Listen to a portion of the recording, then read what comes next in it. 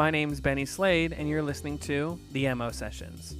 If you're enjoying these conversations and want to support the work, whether it's the interviews, the writing, or just whatever time it takes to pull it all together, you'll find everything in the link tree in the show notes. Instagram, Substack, and even a Buy Me a Coffee link. Thank you for being a listener, and thank you for your support.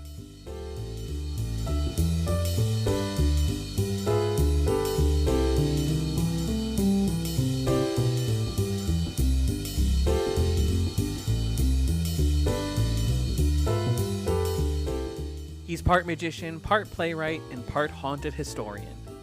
First-generation American of Salvadorian and Spanish descent. He splits his time between San Francisco and New York, but most of his work lies somewhere in between illusion and memory, story and shadow. His shows aren't built around spectacle, they're built around narrative. Obscura, Now and At the Hour, The Pandora Experiment, each one blends sleight of hand with theatrical structure to create something intimate, eerie, and completely original. He's also the creator of the long-running San Francisco Ghost Hunt. When he's not performing, he's consulting behind the scenes, shaping illusions for plays across the country, from regional stages to Broadway's Fat Ham. We talked about performance, personal history, and the strange, beautiful spaces magic can open. Somewhere along the way, we even joked about doing a live episode from inside Zach Bagans' Haunted Museum. I don't know if it'll ever happen, but honestly, I kind of hope it does. This is the MO Sessions, and this is Christian Cagigal.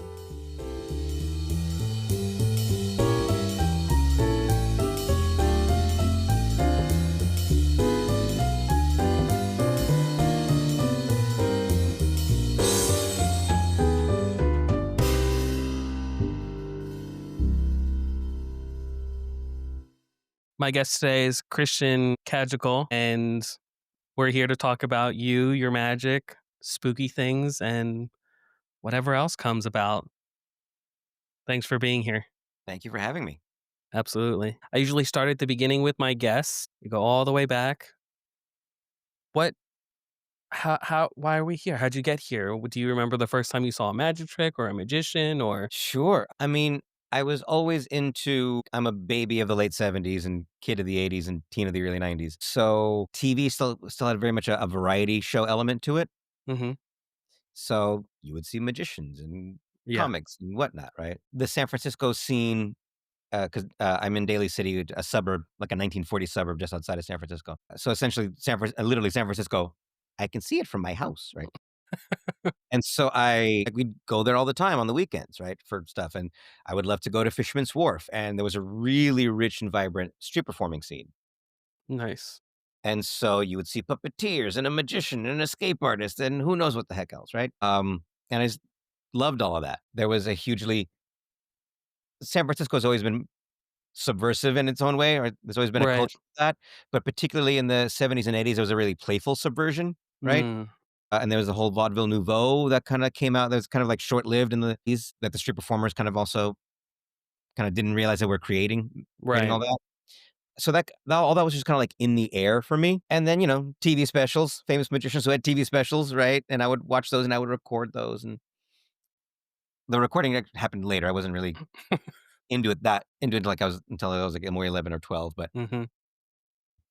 and when they said in kindergarten, draw yourself when you're an adult, I drew myself as a ringmaster, right? Nice. So all of that was kind of already kind of like in the stew for me, Mm-hmm. right? And then later on, I was raised on watching old movies on, before there was cable, there was an antenna, you had to move them this way and you stand that way to catch the. That's a great dive, Vernon. Thank you, thank you. And I'm watching like on the there was two dials, right? Yeah. There was the VHF and the UHF, right? The VHF, Right. the primary channels, and the Mm-hmm. UHF were all the crap channels. But Yeah. they played all the reruns there. So I'm watching like all the old movies on that stuff, right? And all the old 100%. and so just like old timey 20th century entertainment was just like mainlined into this only child's head Nice. because he was a shy only child who just hung out with himself. Mm-hmm. And so eventually it wasn't, it made sense that I'd dabble in magic a little bit when I was in preschool, but I couldn't do it, right? I was just kind of like, Mhm. my mom got me a magic book from the Scholastic Book Fair in the first grade, right? Because I'm like, Mom, I want this one. I still have it someplace. Fourth grade, I remember McDonald's Happy Meals were magic tricks. Yes. And so I like collect all those, right? And then I made myself my own little magic kit with like construction paper and a shoebox, and I put each thing in its own little compartment, right? And then like it really kind of clicked for me like sixth, seventh grade. Uh, Again, there was the TV specials. There's everything I had said. Comedy concerts were becoming more of a thing, right? Now everybody's got a half hour, Right. right? Back in our day, it was like an R hour long on Showtime, and if you were really rich, you had HBO, so you can see like the really good comics, right? Right. And or you could watch HBO scrambled through wavy lines on your TV screen. And so like all my cousins would record those, and we would watch those on like family holidays, right? Yeah. And so there I had this experience of being in an audience, which I loved being. If I got my parents to take me to the circus, or we watched the street performers, like I said. I loved being in an audience, and I loved experiencing, Mhm. especially being the shy only kid. That was my way of having like a moment of community and connection, right? Right. And then for me, it was kind of when all that stuff kind of like knitted itself together. Mhm. Finally, was Harry Anderson's Hello Sucker special from Showtime, Mm. which had already aired in '86, but this is '88 by the time I see it, and I was like, "This is cool! Yeah. You can do this for a living, right?"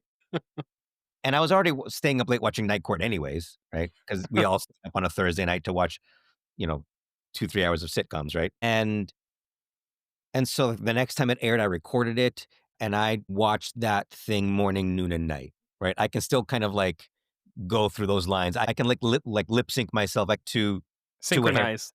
synchronized it to what Yeah. he says now. I mean, I still have like 3 card Monarch cards just because I don't need them. I'm never gonna Right. use them, but I still have them, right? Right. I'm nearly 50. What it's been 40 years or so, almost, or a little less than 40 years. But But I fell in love with both the stand-up comedy aspect, right? Because I Mhm. was already, like, watching a lot of that, right?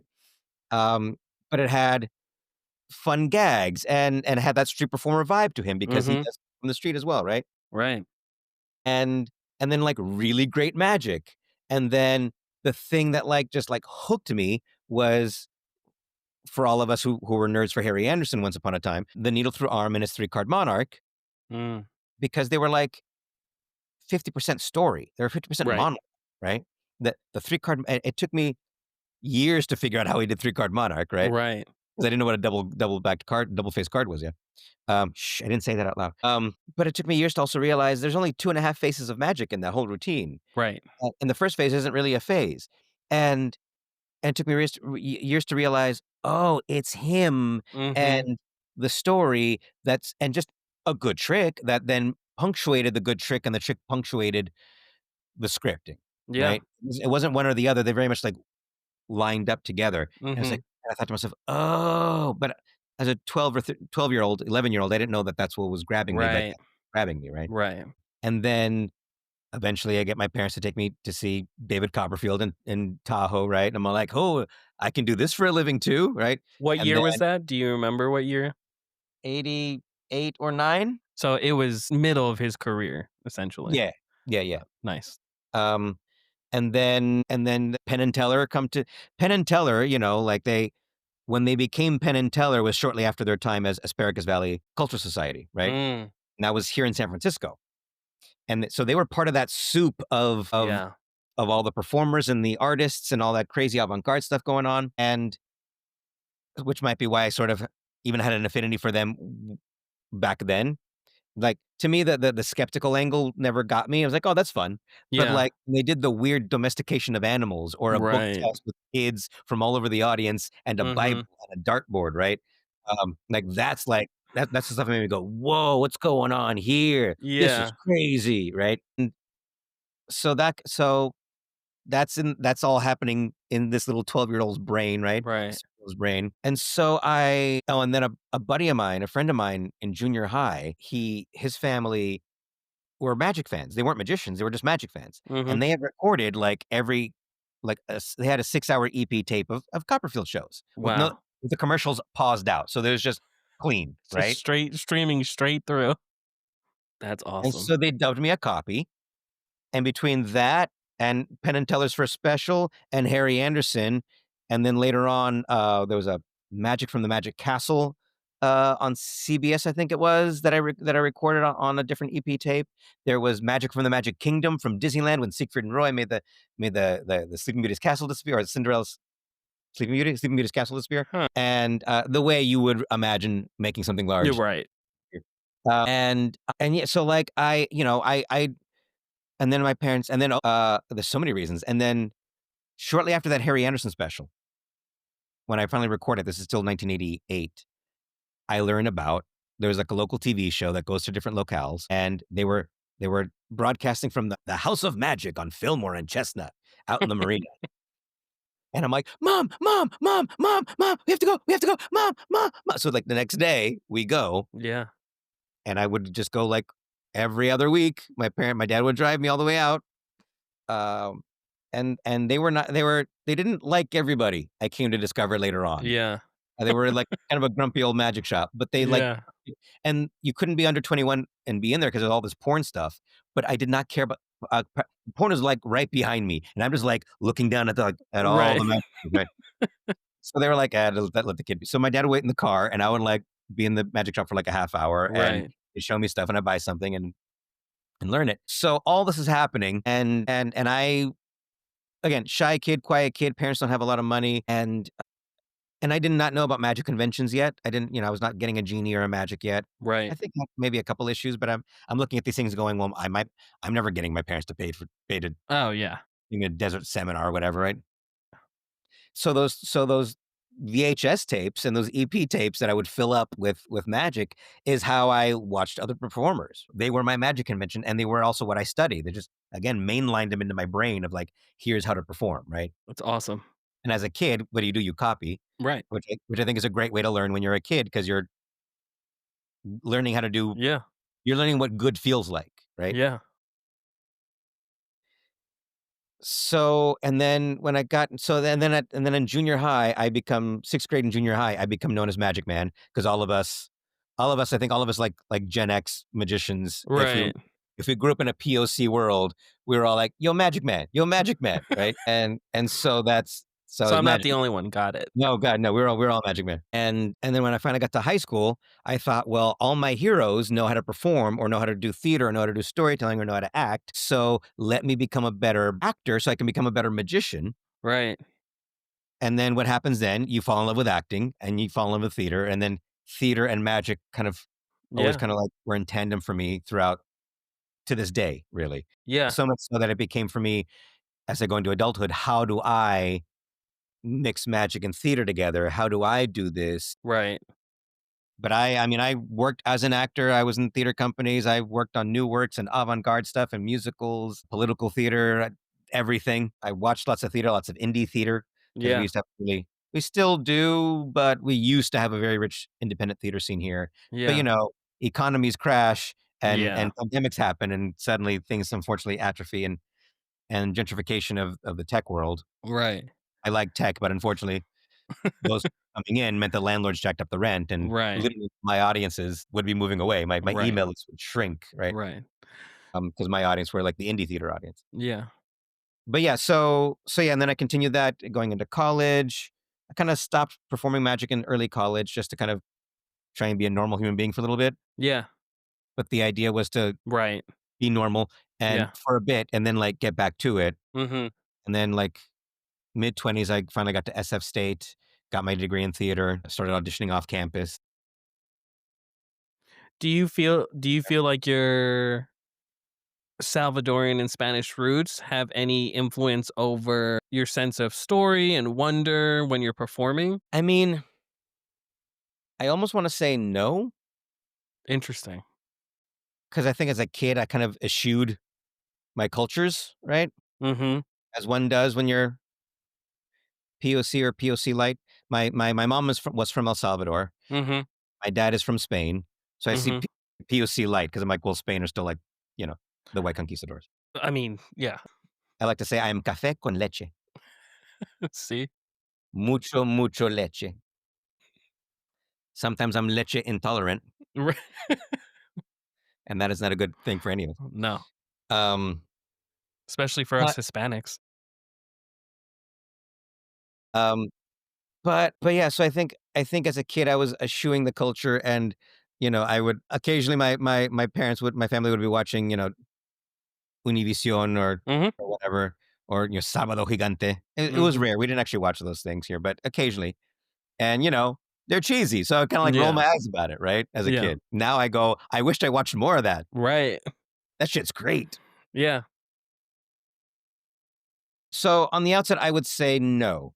However, as a grown up now, I can look back and go, I don't think because I eventually started going into not just theatrical and narrative based magic, but it got darker, it got spookier, or the my solo show is very kind of confessional, kind of like putting the heart right there on the stage. Mhm. Um, and that's I mean, I'm gonna play stereotypes here.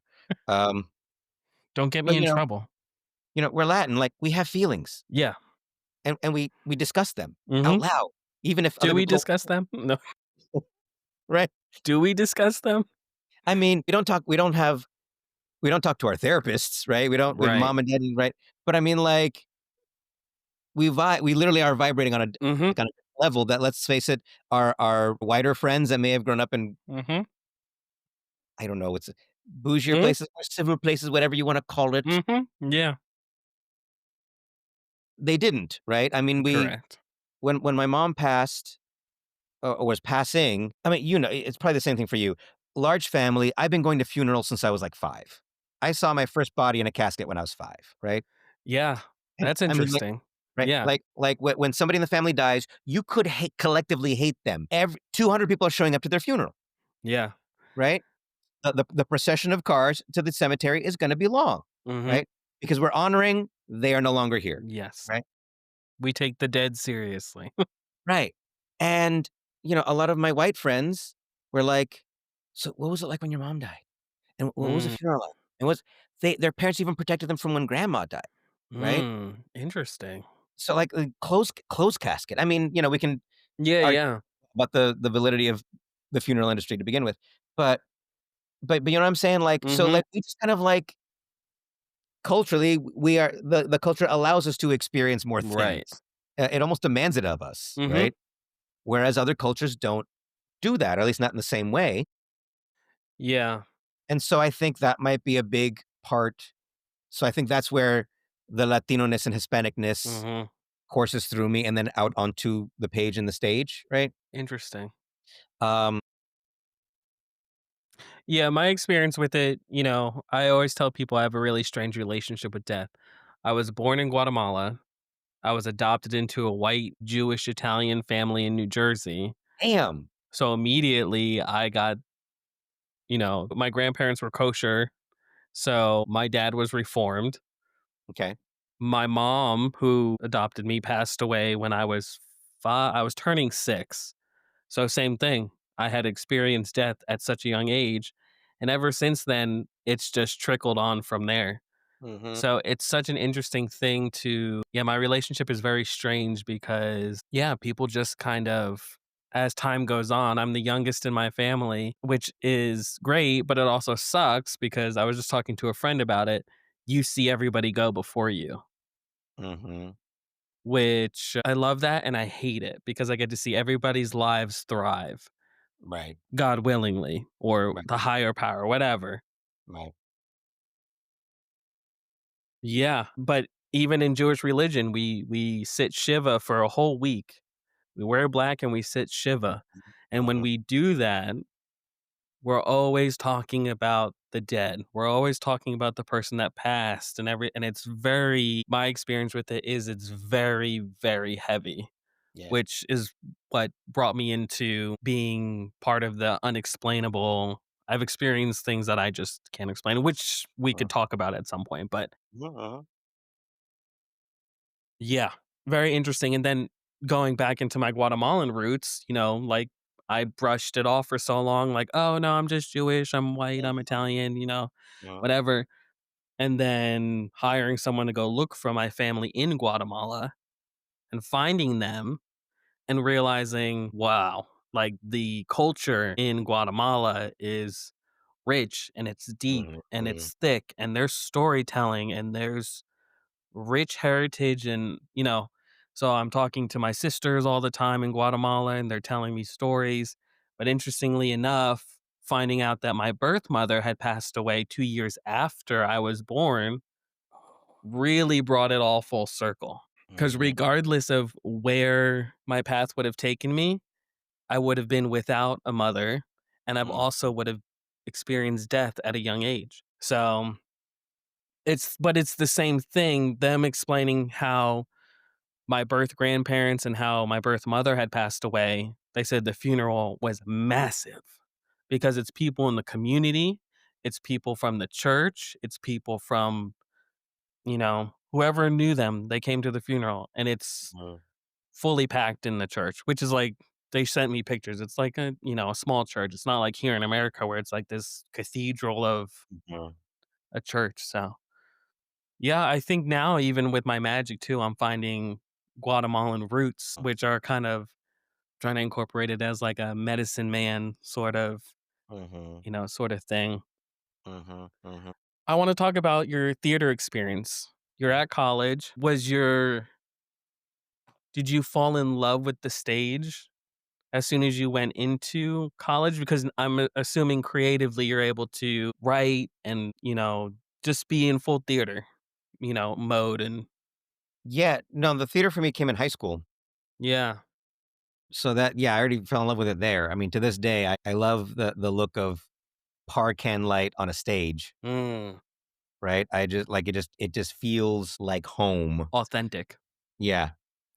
And whether that stage is a black box with for 30 people or a venue for 2,000 people, it's like stage light on a stage, just like it feels good to me. Yeah. And I don't even have to be on the stage. I could just be looking at it from the audience. It just feels good to me, you know? Yeah. So so yeah, so I mean, for me it was always about the storytelling. Mhm. As an actor, I still think of myself as just the storyteller and what needs to be told. I think it's also poetic. Your work Mhm, is also poetic and it's dark and it's psychological. And it's interesting that you went that route rather than one of your idols, Harry Anderson, where it was comedy, stand up, and mhm, magic. mhm. Was there, because you're not doing spectacle and grand illusion. So what brought you around to that? Yeah, no money is really the short Yeah. answer. You know, I'm really just a frustrated illusionist at heart. And other times when I want to say more with my magic, because I joke that I'm just a frustrated comedian at heart because I could just Right. could say more things and get away with it more. But I would love to create and have the budget to create Mhm. magical worlds on stage, Mhm. right? But that when you're 25, 26, and you don't have the money for that. Mhm. I mean, there's a reason why, at least I think in the 90s, aughts onward, like magic kind of tipped towards close pop culturally tipped towards close-up magic and Mhm. mentalism is Right. because a number of cultural reasons, and I think one of those is they're cheaper. Yeah. Like, illusions are expensive, Right. and so is the assistant, and so is the storage, and so is Right. the trucking it, right? Mhm. And so, yeah, same thing for me. It's like, well, I can't afford these illusions, and I wanted to experiment with how to mess with magic in theater, Right. and that requires trial and error, Right. and you can't trial and error with an illusion oh, I gotta go back to the drawing board. And I Right. didn't wanna do traditional Bach stuff. I wanted, like, built into the scenario, right? So, I was like, "Well, I can't afford any of that." Mhm. Um, and I didn't really know I was gonna go into bizarre, but I was already exposed to theater and independent theater where you have nothing, but you have some set, some prop, some skilled actors, and hopefully a skilled director, and Right. like make whole worlds Mhm. with nothing, Right. right? And it's the audience's imagination that is helping to fill in the rest, and you give, and hopefully you construct it in just the right way, where you give the audience some level of intelligence, like you honor that they are smart individuals who can fill in the blanks with you, right? Right. So at some point, now by this point, I already had friends who were bizarrists, Mhm. My friend Jim had created the first ghost walk in San Francisco called the San Francisco Ghost Hunt Walking Tour. I helped him create it. Mhm. I was already becoming known. I was already like in the late '90s, early aughts. I was already known as the storytelling magician Mhm. in the area, and so he wanted my help. He was just a day jobber who lived bizarre magic. Right. And you were doing Spooky Bazaar then too, or you were just being introduced to it and yeah. I was barely being introduced. If you looked at my shows back then, they were just a variety show, but maybe there'd be like I would do a story at the end, right? Interesting. It was kind of more like a traditional magic show you would see. Yeah, yeah. A little artsy too. A little A little hints of avant-garde, arts. yeah. I mean, I could send you some old YouTube clips that are up, but it's me in front of a brick wall on a theater stage in a t-shirt and jeans and a blazer, Yeah. and I'm doing here's some comedy magic, here's Yeah. this magic, here's that magic, here's the weird piece of mentalism, here's the story with the theme at the Right. end, and then a snowstorm, right? So, I mean, I could argue kind of what a lot of people kind of do now, Mm. Yeah. but this is like the early 2000s, and David Blaine is like the thing, right? Oh, yeah.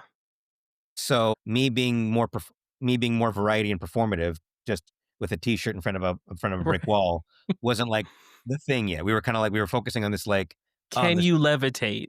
Can you levitate and then pick up random junk off the road and do a miracle with it and then like Right. away Right. Coin in bottle with a beer in a bottle on the bottle and street. like oh my god Right. and how'd you get that card on the other side of the glass around the block? Little do you know. Little do you know. And of course I couldn't do that either. I had nobody Right. to. I didn't say that either. Um, so yeah, so that wasn't really the thing at the time, right? Mhm. But again, but I was sitting there trying to figure out how do I mix magic and theater? How do I mix magic and theater? How do I mix magic and theater? So I had theatrical moments, Mhm. but because of my experience with theater and being known as a storytelling guy, Right. my friend Jim asked me to help him create the ghost hunt. Mhm. Um, and so he approached it as a storyteller, and I kind of like did a little bit of magic consulting on, oh, you should do this effect here and this effect there on this part of the tour and that part of the tour. And I would do research for him, right? So that was fun because I would look up old San Francisco history That's and learn cool. cool stuff that I didn't know Yeah. about before. And then he introduced me to his little clutch of weirdo bizarrists who are, just amateur lovers of it. Yeah. But these are already the guys who are like collecting all like the bizarre props, had like 10,000 books and boxes, right? Mhm. Because we all love boxes if we're in bizarre magic. And there would even be moments where I mean, like back then in 2003 and four, I was doing a needle through arm routine, Oh, of wow. course, homage to Harry, obviously, right? Right. I I kind of tried. I used the outline of his routine to make Mhm. my own routine, right? Mhm. And the whole idea was is it fake or is this real? Right. And I was kind of amplifying that part that Harry says in his routine. Yeah. And my friend Jim, the Ghost Walk guy, says, "Well, that's bizarre." It is? Yeah, and he explains it to me in Mhm. his take, right? But I didn't see it as bizarre, I just saw it as theater. And around 2006, so this now by this point, I've already, like, graduated college. I've done a bunch of theater. I did, the San Francisco Fringe Festival twice for Oh. 2003 and 4, and again, still a variety style, like, here's the comedy Mhm. piece, storytelling piece, and here's the dramatic piece, and here's the Right. mentalism. And I won't go into like all the trials and tribulations. I Right. was going through some stuff in my early in like age 30, 31 that were leading to panic attacks. Mm. And I had to go to the hospital, not the ER a couple times, and they were Mhm. like figure it out. And then one doctor finally figured it out. I'm like, oh, that makes sense why I would have these things. It's always that one doctor that figures it Right, out. right. And so I step out of the ER with my girlfriend at the time. And I look at her and I say, and mind you, I'm broke and I've not been spending money on anything for a couple of Mhm. years. And I'm like, babe, shopping therapy. Mm. And I went to go buy art. Nice. We went to Virgin Megastore when that was a thing. We had a Virgin Megastore, 4 or 5 floors of music, CDs. And I It's bought cool. myself just 4 or 5 CDs that I wanted. Right. Yeah. And then I went to the magic shop and I bought, just because I wanted it, Mhm. Daryl's Sponge Bunnies. Right? Nice. Good Papa purchase. Rabbit goes to town, right? The bunny bird, right? I'm all like, "I just want them because I just want them," right? I just wanna practice in front of the mirror and maybe torture some friends with "Bunny bird, bunny Yeah, bird." yeah. And now I had already borrowed a couple bizarre books from my bizarre friends by this point. Like, I read through them a little bit, and I Mhm. liked then I gave it back, obviously. but and I had already been introduced to the work of Christian Schellman. And obviously I was already introduced to Eugene Berger before that, right? Mhm. But his What about book, Andrewsy? yeah, I'm sure I knew the name Andrews, Yeah. but I don't have any I've not looked at any Right. books yet. But Schellman had just come out with Hauntiques, in English, right? And so I'm all like, "I think I want that book." I don't know why. I I don't have an answer for you. I was just kinda Mhm. like, "Huh, yeah, let's get something brand new into my brain," right? I say down the rabbit hole, a Christian would say, "No, you went through the looking glass." Yeah. Um, and I just fell in love with, for your listeners and viewers, Christian Schellman, bizarrist. And mind you, he may not call himself a bizarrist, but the bizarre world, the bizarre umbrella has enveloped him. Mhm. He's from Belgium. His whole concept is that he's not a magician. He is the curator of a supernatural museum. Mm. Not even the collector, the curator of the supernatural museum. There's Very some cool. mythical collector out there in the world, Yeah, right? yeah. And his home is literally a museum of magical antiquities. Whether they were ever successfully used for magic is a whole other issue. Right. But a lot of it are like he has divination systems from around the world, right? Interesting. He has fairy stones where people would take a stone, dig out a hole into the stone so you can look for fairies that way. Whether anybody actually saw fairies is besides the point. He has those stones, right? Very cool. He has an actual vampire killing kit, not the fake ones, a real one. He says, "You." I forget exactly how it went, but he pulls up the revolver and he says, "See, now this one is a real because there's a thing here, here, and here. The other ones only have one here. Those are fake, right?" So like It's amazing. since the 70s, when he kind of stumbled upon this aesthetic for himself, Mhm. he's been collecting all this cool, weird, old, spooky stuff. And Yeah. of course, Europe has everything because they stole everything. So all their flea markets have amazing things, right? And it's true, right? All the By the time I get a cool antique in California, it's a little too expensive for me to buy. Right. Um, but his whole thing is that he does the research on the item, and like a curator of a museum will tell you the research of that item and a story that's attached to it. And then when the facts run out, the fantasy takes over. Nice. And then he's not demonstrating tricks for you. He is activating the magic in them, or activating how the magic connects to you and how they activate the magic in you, It's right? powerful. It's beautiful, absolutely beautiful, right? And so like I'm reading this going, because this wasn't quite the vibe still in a Capricornian. It Right. was there, but like Hauntiques really fleshed it out. And I was like, this is how I could create that world of magic, Mhm. even though I can't afford all the sets and props. Mhm. Right? This is how I can use story because I've been doing storytelling, and that helps me fill out the world more. Mhm. And so in a small theater, I can do more with people's imaginations, Mhm. just like, to me, really great theater does, Right. or at least like independent theater and physical theater and Mhm. avant-garde theater. And then I thought to myself, but if I'm gonna, and I haven't gone by by the strict Hauntiques playbook, but it's very Right. much influenced what I do. Right. And I realized, well, if I'm gonna do this kind of very implicit form of theater, then the magic has to be very implicit, which Right. that then becomes mentalism to my point of view, to my Mhm. way.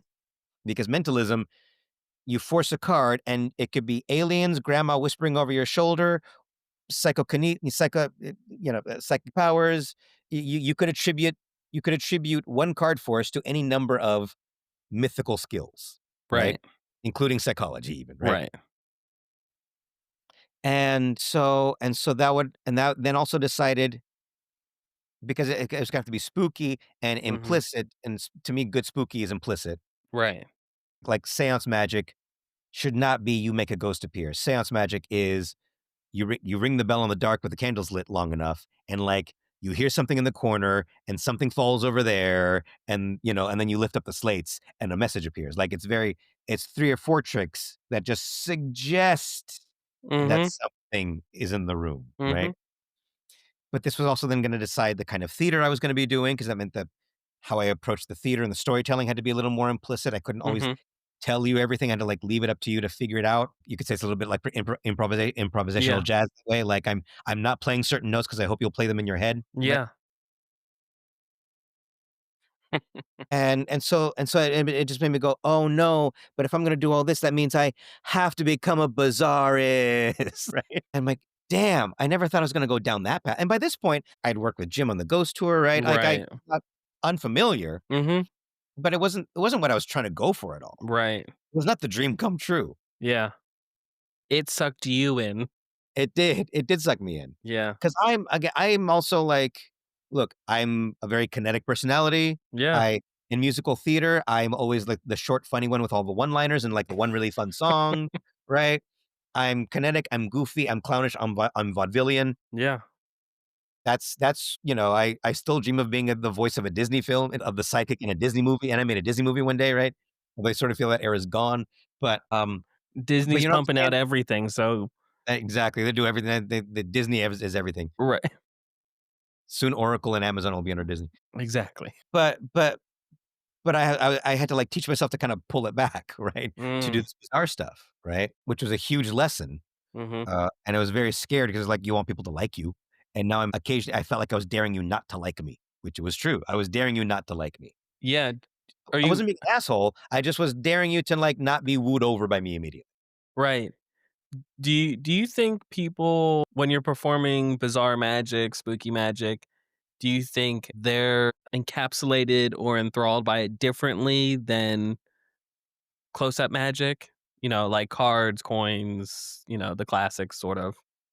They're enraptured by it differently than the person next to them, Interesting. because it becomes a really communal but personal experience. Mhm. One can say that's true about everything, right? Yeah. But yeah, I mean, to a certain degree, it depends on the person, Mhm. because some people believe in this stuff and they freak Mhm. out when you make the card change. Mhm. It does not compute with what they know the reality to be, but there's a Mhm. part of them that says, "But there is a part of reality that can do this, and Mhm. I think you just did that," right? Right. Um, so yeah, but like I said, like, one card force can be grandma whispering over your shoulder, Mm. or I psychologically got you to give me the answer Right. through poker tells, right? Right, right. So it just becomes like a different framing. Mhm. And the moment you do, Christian Shellman will talk a lot about when he first discovered the power of this stuff. If I recall correctly, it was he, like, at a little fair, antique fair or something, he found a little scarab from Egypt, Mm. little carved scarab. Yeah. And I think it was the scarab that he involved in the card trick. And he's already a very skilled technician. Mhm. We like to think of Bazaars as having no skill and too much story and an Elmsley count, but skilled technician who just added in this little scarab, and he felt the room change, right?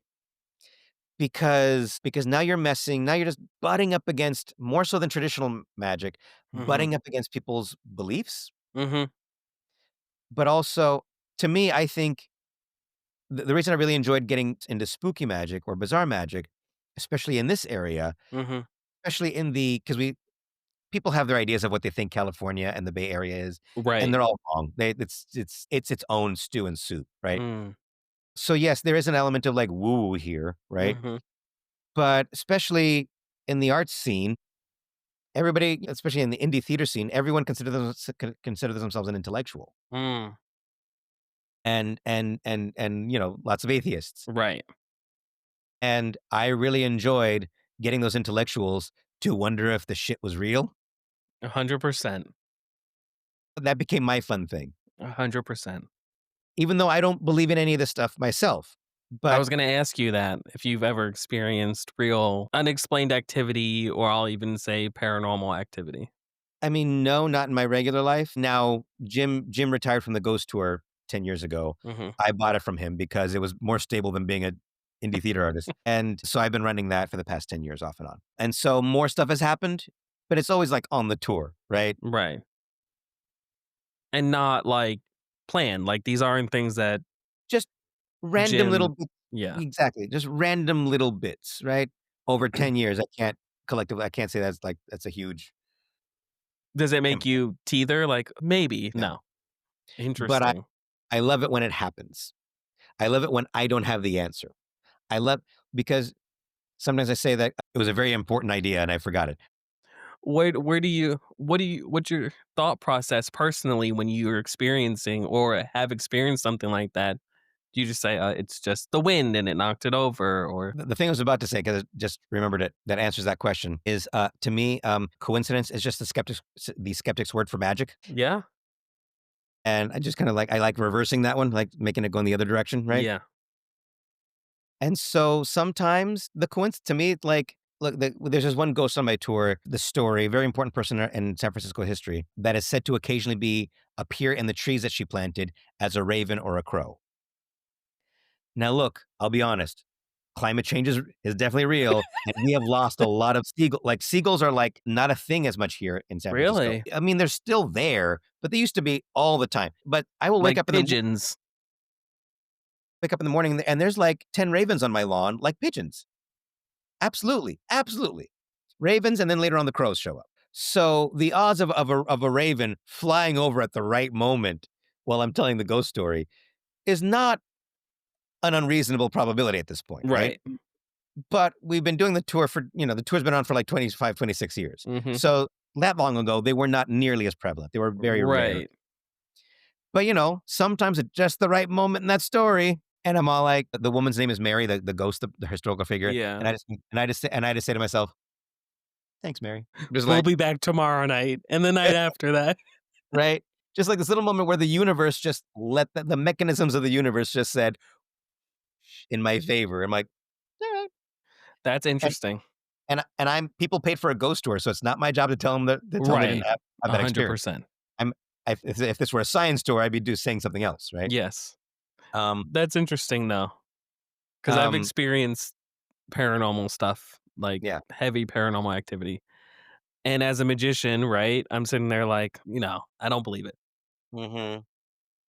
There's just things that I've experienced, and even I'll say people I've met where I've looked them in the eyes with no drugs in my system, and I don't know what they are.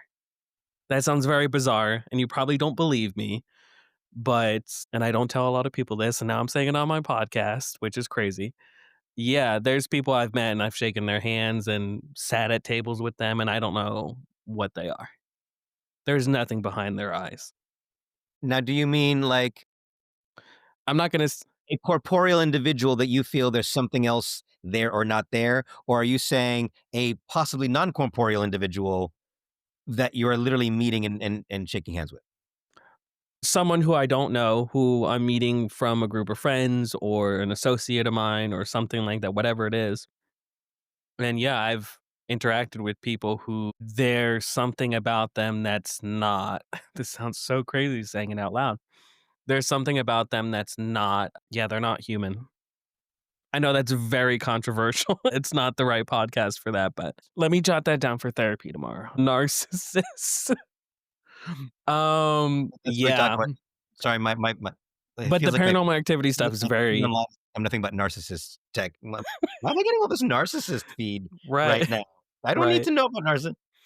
But no, but I've experienced things that I don't nobody home, even as a kid. Yeah, I don't know what it is and can't explain it.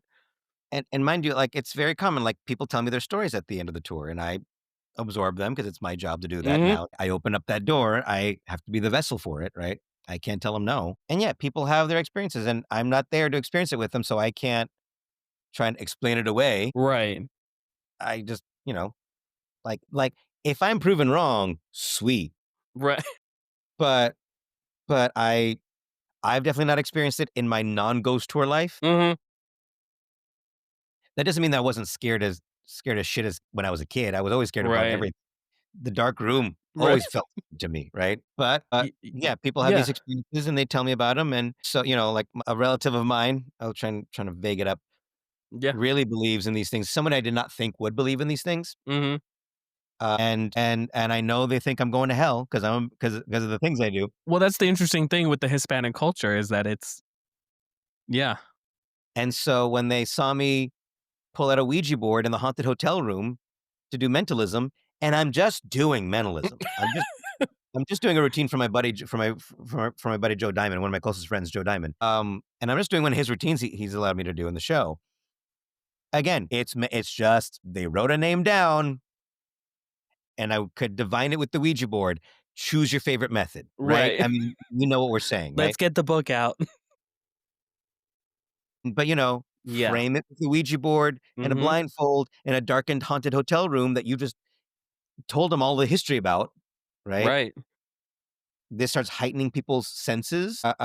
Even if you don't believe in the paranormal, the idea of the paranormal can still feel threatening Right. because to be spooky or bizarre, there kind of has to be a threat. Not like Mhm. an immediate threat, not like a threat, but I mean, like, there has to be just the idea of like, is there something else here that I am not aware of? Mm. Right? Yeah. And that you can't be spooked out and not and be comfortable. You have to Mhm. be slightly under threat, right? Yeah. And the threat of something happening, of something. Yeah. I have a doll in one of my shows, and I used her in the Witching Hour, my latest show as well. But I've had her for many years. She's part of my show, The Pandora Experiment. She sits in my baby rocking chair that I sat in when I was like 5, right? That's awesome. And just this porcelain thing that just kind of like, Yeah. right? And that's enough. Yeah. That's unnerving for people. And I've had magicians say, "Well, she should move. Like, maybe wouldn't it be cool if like her head went like that?" I'm like, "No, no. I mean, yes, it'll get a scream, but It's not the fact that necessary. excuse me, yes, excuse me, I got so worked up, I got belchy. But I mean, yes, it'll get a scream and it'll work, right? Mhm. But and then we'll all have fun watching that person scream. Mhm. There's a value to that. I don't think there's Mhm. anything wrong with that. But I want people to kind of always be left wondering, but was it Right. really enjoy that place? And I think the moment the doll's head moves, it's now a battery operated doll. Right. But if the doll just sits there and you're just waiting for it to move Mhm. for the next 10 minutes, It's now you're in a crazy. place, right? That now there's a tension there. Yeah. And I haven't done anything, right? I just very slowly put the doll in the chair and adjust her Mhm. little arms on the arms of the chair and just very deliberately just get to her and then I just leave her be. And now for the next, again, 10 minutes while I'm trying to do mentalism, the audience I'm blindfolded. I'm told and I'm doing this with the Ouija board and I'm blindfolded and got people holding onto my shoulders that I'm told later on that friends who've seen the show that like some people are always kind of going, Really? like, they're just double checking to see if Yeah. the ball's gonna do anything, right? Yeah. Again, nothing happens. Right. Just that threat that a doll might move, Right. that something uncanny, something that is not supposed to happen in this universe even though nothing may happen to you personally, the doll's head Mhm. moving does not mean anything will happen to you. Right. You are not in mortal danger, Right. but the idea that the doll might move, again, unnerving, and then Right. if you think, "Is there something over there? Is there something in the room that I'm not aware of?" Oh, no, part of your mammalian brain goes, "I might be in mortal danger." Yeah. And you're Um, in a haunted hotel already. So people right, are already kinda, like, looking around trying to right, right, Yeah. and so but that makes people's wheels spin. People are looking for explanations. People are Mhm. looking for explanations on the magic and the doll and everything, and so people's heads are now spinning. There's so many hamsters on so many wheels happening in people's brains at that point, right? Mhm. And I love creating that moment because now you are literally creating the magic show with me. Right. And you are create that experience. I've triggered that experience. You are now completing that experience. Right. You are playing the notes that Miles Davis is not playing. I'm not Miles Davis, but you know what I'm saying. Um, and and now there's a certain level of ownership of that experience. Mhm. And it's true, it does not get wild amounts of applause at the end. Right. I still, yeah, I still want people to go, "Oh my god, we love you. You're the greatest thing. Let's stand up for." I still want that, right? Yeah. But it's not the right thing for the aesthetic, for the Mm. world I'm trying to create. Yeah. Uh, I don't know that my shows worked until years later when I happened to stumble upon someone on the street, in a cafe, whatever, and they're like, "Are you the guy with the doll?" I'm like, "Yeah, it's been a long time since I did that show, but Right. yeah." And he's like, "I saw you in 2000 shmush, shmush, shmush, shmush, Yeah, right? yeah. And you brought me and this thing happened, and I was just telling my friend about it 2 nights ago." Right, Yeah. it's a decade later, right? So that meant that when I get to hear that on occasion, that means, okay, it at least worked for some people where the magic experience becomes super personal Right. and it carries with them Mhm. hopefully forever, Yeah. right? And we like to talk about how like, oh, if you make the trick happen in their hands, it becomes personal and they keep the card forever. No, they don't. I mean, they might if you Yeah. made if you're a good performer, you may have got them, but also often they don't. It goes. Right. Right. It's if it remains still in the purse, it's just because they forgot it, right? Yeah. But just because you take the quarter from the kid's ear, that might be personal when you're 5, but when you're 25, less so, right? But hopefully that Yeah. experience without souvenirs attached, without signed cards and souvenirs attached, remains with them Right. on the way home. Mhm. They're talking about it. They're mulling it over the next day. I had certain friends who weren't expecting me to go, non-magician friends who weren't expecting me to go spooky, and they're like, "I still have nightmares about that doll." Right? Yeah, some people just in general, they just don't like dolls. He doesn't like dolls, right? Forget about what happens with you and the doll afterwards. They Right, just don't like dolls. right. Yeah, And again, which I is don't great. I don't do much with the doll. I mean, I kind of she Yeah. is the framing device for some of the routines, Right. right? And there's certain reverence that I give her. Mhm. But again, I'm just trying to trigger the threat of the doll, Yeah. Well, and the rest is all on you, and hopefully it's something you carry with you. yeah, I think the interesting thing about your magic and spooky magic is I went to go see Sinners today, which No, everybody go see it. Go buy the I wish tickets, go yeah, 2 I days need in a to see row. It's a uh-huh. must. I need And to see a double feature now of Sinners and Thunderbolts. oh, wow, nice.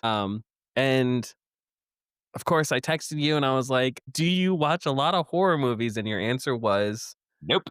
"No, but you're creating Yeah. deep moments of unease in your shows." Unease. I like unease. I like a strain of tension. I do not like being horrified. Interesting. Yeah. And I mean, I'm a grown up. I can watch horror movies Right. now, right? Right. Um, if you tell me there's a really good horror movie you should watch, you should go watch, and I will respect it and I Right, will go right, watch right. it. If it's just a good movie, right? Yeah, yeah. A couple years ago, I dated somebody who was super into horror films, and I'm like, all right, babe, it's October. I want give me your list. How do Yeah, you matriculate me into horror films, right. right? And now watching the classics that would have scared the shit out of me when I was 5, I'm like, "Oh, okay, that's those special effects are okay," right? Right, yeah, yeah. They were really scary back then, Yeah.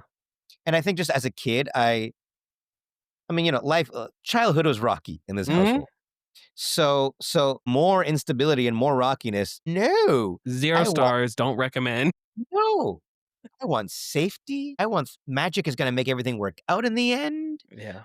Tinkerbell Mhm, flies over and sprinkles fairy dust, mhm. and everything is fine, right? Yeah, And I still love that stuff. yeah. But again, that's how a child soothed trauma, Right. right? Mhm. As a grown up, I was like, "Oh, what if magic isn't the answer? What else can be the answer?" Yeah, Right? And that's what I would explore in the magic in the yeah. show. It's interesting that you don't pull from, there's people who are into bizarre and spooky who say Dracula, and I love the idea of like Eugene Berger has the Dracula card effect, and I don't know if that's what it's called, but everyone knows what I'm talking about. So, Yeah, but that's a story about Dracula and girls and, that whole thing. And you it's yeah. drawing from Dracula. And you don't do that. You're not drawing from I kind of don't care. I mean, again, if it's it's like I wanna interesting. see Sinners, right? But I wanna see Yeah. Sinners because I find the entire concept fascinating, and I love Ryan Coogler, and I'm from the Bay Area, so Fruitvale Station, I was there on opening night, right? Opening day. 100%. Um, so I'm all for that. I think the entire thing is fascinating. I'm down to watch that, right? Yeah. So, yeah, so if it's a good movie, I will go watch it. If Right. somebody I watched True Blood, but that was more of a soap opera, right? Yeah. Well, that was more of like, let me go watch soap opera with Y my friends, have popcorn, and watch our Vampire telenovela. total telenovela, right? Yeah. But, David Parr is another one of my closest friends, and he's super into monsters, right? Mm. He's super into the horror, and, like, just not my thing, right? Yeah.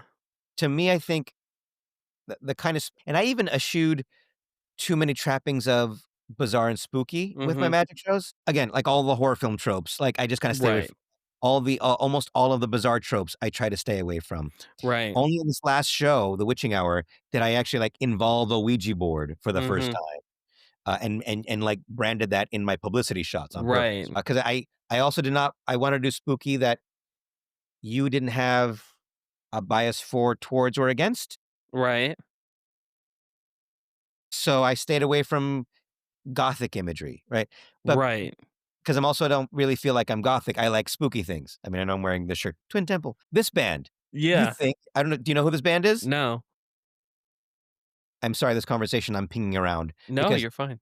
that's how I do. They are not metal, even though you wouldn't think so, right? Because Twin Temple and Upside Down Crosses. Okay. They are doo-wop 1950s rock and roll for Satan, Nice. right? Into that. That's where I live. Like I love the I Yeah. love I love the subversion of like old school rock and roll, Yeah. but songs about the devil and Satan and sex, right? 100%. Right. And 100%. it's silly and playful, but just also really good 50s style music, right? Yeah. Again, that's where I like Yeah. that's kind of like where I live, and I don't even Right. know how to explain that better. Mhm. So I didn't wanna like in the theater shows, I did not wanna play with those tropes. I didn't want you put off by them or into them. I didn't Right. want you to have like an in that way. Right. I almost wanted you to not ever quite know what was coming. And to me, what was spooky was the garage at night without the light on, right? Mm. Like, to me, the dark was scary on its own in my own house, Right. right? Because, like, what's around the corner? Right. What's that threat? There's nothing in the house, right? It's just us in the house, right? 100%. But but your own home can be spooky on its own. Mhm. And there's nothing gothic, there's nothing horrific, there's Mhm. nothing scary, there's not even a ghost in the place. But It's genius. and so I wanted to like Uncomfortable. my sets were old furniture, like from my Mhm. family, even, right? Mhm. Which felt spooky because you could tell that it was some old man's furniture that I even left the dust on it for in some Nice. like literally the dust that was on when a certain family member passed Yeah, away, yeah. and then we'd like get all their stuff. Like I kept the dust on it because I wanted you to feel. I don't want to distress a prop. I wanted you to feel that dust is real, even though you're not thinking that. You're gonna feel psychologically somewhere in you that dust is real. Those marks are real. They've been there. There's Yeah. a history there, and The that all detail. again plays into Mhm. your mind, Mhm. psychologically, right? So, yeah, so that was my way of just kinda, like, slowly bringing even the people who don't like being scared into my spooky little world. I wanted to make the dark a safe place to be in, Mhm. even though I'm trying to be slightly menacing, Right. Yeah. and it was a really weird line, just a it was a wave, it was a gentle wave I had to, like, surf on top Yeah. of the whole time, and it didn't always succeed. I had to teach myself School of Hard Knocks because there's no way Yeah. to learn to do that, you just have to do it, right? Yeah. I mean, if you look at Andrewsy stuff, it's very well, there's a whole bunch of it, but there's the one piece, the demon coming from the sand tray or The one and that that's like and that's the one that, like, never worked, I think? That's the one that never worked? yeah, there's one video of him doing it and it like kind of sort of started to come out. And then there was another video of where it really there was more smoke than what you could actually see. But the whole theatrics of him doing it and then you're seeing something form from a tray of sand that has nothing below it is horrific. Not spooky, not like uneasy. It's horrific because for people Mhm. who are like they believe in that stuff, it's like, holy shit. Right. Right. That I think that piece in particular is horror. That's horror magic. That's Mhm. something that, it's not bizarre. It's Mhm. horrific. Mhm. So I think what you're doing is, well, it's amazing, first of all. But I think creating unease is something that I actually enjoy seeing with spooky magic and bizarre magic. Because I've seen some bizarre magic where I'm like, are they really going to believe the tea leaf is going to, right? And I'm looking around at the audience like, I don't think they're buying but unease, a doll in a chair that means something. No, the head's not going to move. Did you feel me here? And do you feel that whole connection people relate to. So it's Right. really interesting that you've taken spooky magic and you've kind of done uneasy. Yeah. It's moments of uncomfortable, like you said, Miles Davis. I'm playing the notes, and then on the in between of what you're supposed to be hearing are moments that you're creating spooky wonder, which I think is great. It's amazing. Thank you. The haunted hotel is where the witching hour is or was, and Was I did it a little bit in the summer, did it throughout October. I did a few more in February. how is it different than your show Obscure? Can you talk about that? Because that's close up, right? Yeah. So, I mean, okay, so I guess for context here. So my shows that some I did the Pandora experiment, and that was Mhm. very much kind of like immersive black box theater. There's sort of a story that kind of gets revealed near the end, but that was very much like me playing host to your hopefully spooky experience with mentalism and these items in a black Right. box together. Okay. Now and at the Hour was the solo show. It had the elements of that, but it was very much meant to it was meant to travel. It was meant to go to fringe festivals. Right. Like, walked in with, like, 2 cases, unrolled a whole show, and Mhm. then, like, rolled up the whole show and, like, walked out the door again. Right. But that had elements of the unnerving, a little bit of the unnerving, and then Mhm. it kinda, like, go into the storytelling and stuff about me and my dad and growing up. He's a Vietnam vet with PTSD and Mhm. schizophrenia. And then one day David Parr says to me, "Christian, not all your shows have to be about how you're broken inside." Jesus. And he's right. He's Yeah. right. Yeah. And I wanted to do another show, but I didn't have the stamina to put together these shows because they're very hard to try and zipper in the magic and the Right. storytelling and the props. And I was going through stuff because my mom was passing away. Mhm. It was in 10 or 11. I've lost track now. 2010. The show Obscura was 2010. She passed away in 2011. But I had always wanted to do a close-up show, a storytelling close-up show, but full of like all those, like, especially in bizarre magic, there are lots of card tricks and things with tarot cards or Mhm. whatnot that are just an Elmsley count, right? Right, right. That are or they're just really cool. Mhm. Stories that I liked, but I didn't have a home to do them in. They didn't, because I was creating these other more theatrical shows that had their own story to tell. There's lots of magic I would love to do that don't fit those shows. Right. And I kinda just wanted to do a show full of tricks I just really loved that I wanted to do. Yeah. And a lot of it was close-up magic that played flat on a table. There's even fewer places to do that, right? Lots of Mhm. close-up is kind of still kind of small parlor, Yeah, right? yeah. Like I said, first hero in magic, Harry Anderson. And anybody who's seen the Hello Soccer special, which you can find on Mhm. YouTube, there was one vignette in which he's playing shell game with Turk Pipkin, who's Mm. like the mark at the bar, right? Right. But it's like it's a red mat, it's a nearly perfect overhead camera, it's choreographed to music, and it's just this beautiful, like, shell game ballet, right? It's just the hands and the items, and it's just magic, right? And I'm like, "I wonder if I could do it that way." And I'd seen magicians do close-up magic on a camera on Mhm. stage. The local guy, Paul Nathan, had his own storytelling show that was much more of a kind of a fictionalized solo show Right. that involved some of the magic he was already doing. And I didn't wanna do quite that. I wanted to do Eugene Berger's Inquisition, and I wanted to do some Bob Neal stuff, which again Mhm. is the Elmsley counts, right? Right. But I loved his story so much. I wanted to do some Christian Shellman side. Christian Shellman has a great take on Gypsy Curse, a wild card Nice. called Paradise Lost, uh, a cousin of his upset the wrong tour guide in New Orleans and lost their soul, and that's basically the wild card plot, Yeah. right? With items that were, here's New Orleans doubloons, and here's the Mhm. brochure for a fictional ghost tour and that kind of thing. All these pieces that I loved, but I had no home for, and so I thought to myself, "Well, if I did the camera thing, but Mhm. I did it, like, right on top, like, right, and I really framed it perfectly Mhm. because I never saw that, and I still don't see that, Mhm. 10, 15 years later. Right. Now there's more close-up magic on screens in showrooms, and I'm really excited about that. Yeah. I should be smart and try and get one of those gigs, but it's still kind of just the camera is kind of from a far away angle, Yeah. or even when it's close up, it's still kind of at an angle, and I Yep. very much framed it, and there's some YouTubes I have out that are old, but it's very much like I wanted to create this little storybook world Mhm. on the screen. Yeah. So Obscura is me at a child's writing desk, because I'm that small.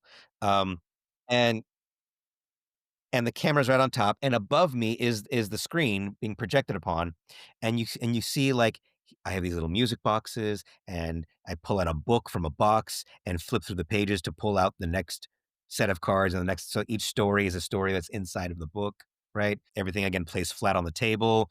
I use little parchment paper title cards that I will, I play music boxes as my sound design. That's a Mhm. big thing for me. I almost have never used, Like a soundtrack? music.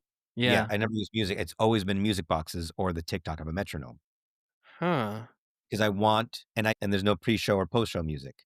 Even though I love that stuff, Mhm. I know how to make a good pre-show that's gonna, like, get people riled up, but, I mean, those days are gone for me. I if I'm gonna be spooky, then and I'm gonna use music, I want everything to be practical. If I can have a lamp that actually turned on set, I would have that, right? Mhm. I want it more analog and practical, and just the sound of a music box with no amplification can be rather spooky, right? Yeah. And so that's why I wouldn't use any pre-show music, because I wanted the first music you heard to be the music box opening up at the top. Right. And so while the music box is playing, I'm holding up these little parchment paper title cards up into the camera, which, as I'm doing this up in the camera, if this is the Yeah, screen, yeah. essentially seeing that coming at you, like title of show, obscura, Yeah. and the next slide, basically. And I'm just moving one paper to the back, another paper to the back, but that's how I'm doing my little slideshow of titles, right? Right. It's very cool. Thank you. Yeah. And so so I really want to create a little world on the screen, and I'm the narrator of that world. And it's like an anthology show, Mhm. which is a genre and horror, right? Right. Of the anthology Right. story. And these stories would be about death and war and the devil and that kind of Mhm. thing. Um, the collection is what I did. So the big secret about Obscura is that I'm really the devil. This sweater, and then Mr. Rogers, and I'm actually taking someone's soul a night in a game of poker by the end. You don't know that, but that's what we're kind of slowly building to as I keep telling all these stories about people who lost their souls to the devil. But what an interesting way to go about that, storytelling wise. I'm big into writing, so I Mm. finished my first 2 screenplays this year. Congrats. Thank you. Thank you. Which came from a short story that I wrote, which is horror based. And the detail in your show is very much like a screenplay. It Mm. reads like a screenplay, which is really interesting to me. Do you do that purposely, or it's literally just how your creative process works? I mean, it's to me, it's you know, s- screenplay or theater. Like Mm, I'm trying to create a little world. yeah. I occasionally confuse magicians when they ask me about when they ask me about what I do and how I do it. Mhm. 'Cause they're like, "Well, because they basically are asking me, "Well, is there a joke? Is there some irony? Do you take a step back and analyze it?" I'm like, "No, it's fucking magic. We're in a magic show. Right. This world is magic. I'm fucking magic. Right. You're fucking magic. We're all fucking magic Right. for an hour or 2. Right. You can believe anything you want when you leave the theater, but Right. in that theater, by the end, my job is to try and get everyone to go, "Is that fucking magic?" Right? Is that real? "Is it real?" And even an Obscura, when I take the soul, nobody believes I take the soul, Right. but the very suggestion that Right. you soul is enough to make any atheist no longer an atheist in a Right. foxhole, right? That's my favorite thing. Because again, as the atheist, especially I'm coming up in the '90s and early aughts, and let's just face it, there was a certain ilk of atheist that just Right. needed to go away. It's just like, you're not making the world a better place, you're just believing something else stronger, right? That's wild. And again, speaking as an utter atheist who went to catechism and got Holy Communion and did all the things, right? Mhm. I'm like, I was traumatized by Catholicism too, but simmer down now. It's a lot of people's story. Right. That's a digression. But I love Should we getting, unpack that? It seems like there's a lot there. Should we unpack it? No, I'm and joking. most of my complaint with magicians, but because there's a whole ilk that were really stuck on being good people and saying everything is just a trick, Right. Right. and I get that. I totally Mhm. get that. And I admit I dance a very fine line with some of my shows. Right. I don't ever claim to be psychic. In fact, Mhm. I prefer to I say I do magic and mentalism. I prefer to call myself a magician. Do some of the people ask you if it's real? Do they come to you afterwards or On a rare occasion, someone has come up to me and said, "How long have you known you can do this?" really? And I'll be like, sitting there thinking, I mean, I told a story. There was lighting. There Mhm. was like, I feel like I built enough trappings to also tell you maybe it's not like, again, Mhm. I'm trying to dance my own very fine line of like, is this fake or is this real? So it's my fault, right? As Right. my friend Paul Draper says, we are, and I don't know if I don't know if he's quoting Max Maven or not, but he says, we are priests for a religion we don't believe in. Yeah. Right? But I don't, again, like witching hour was the first time I went into the direction of a Ouija board.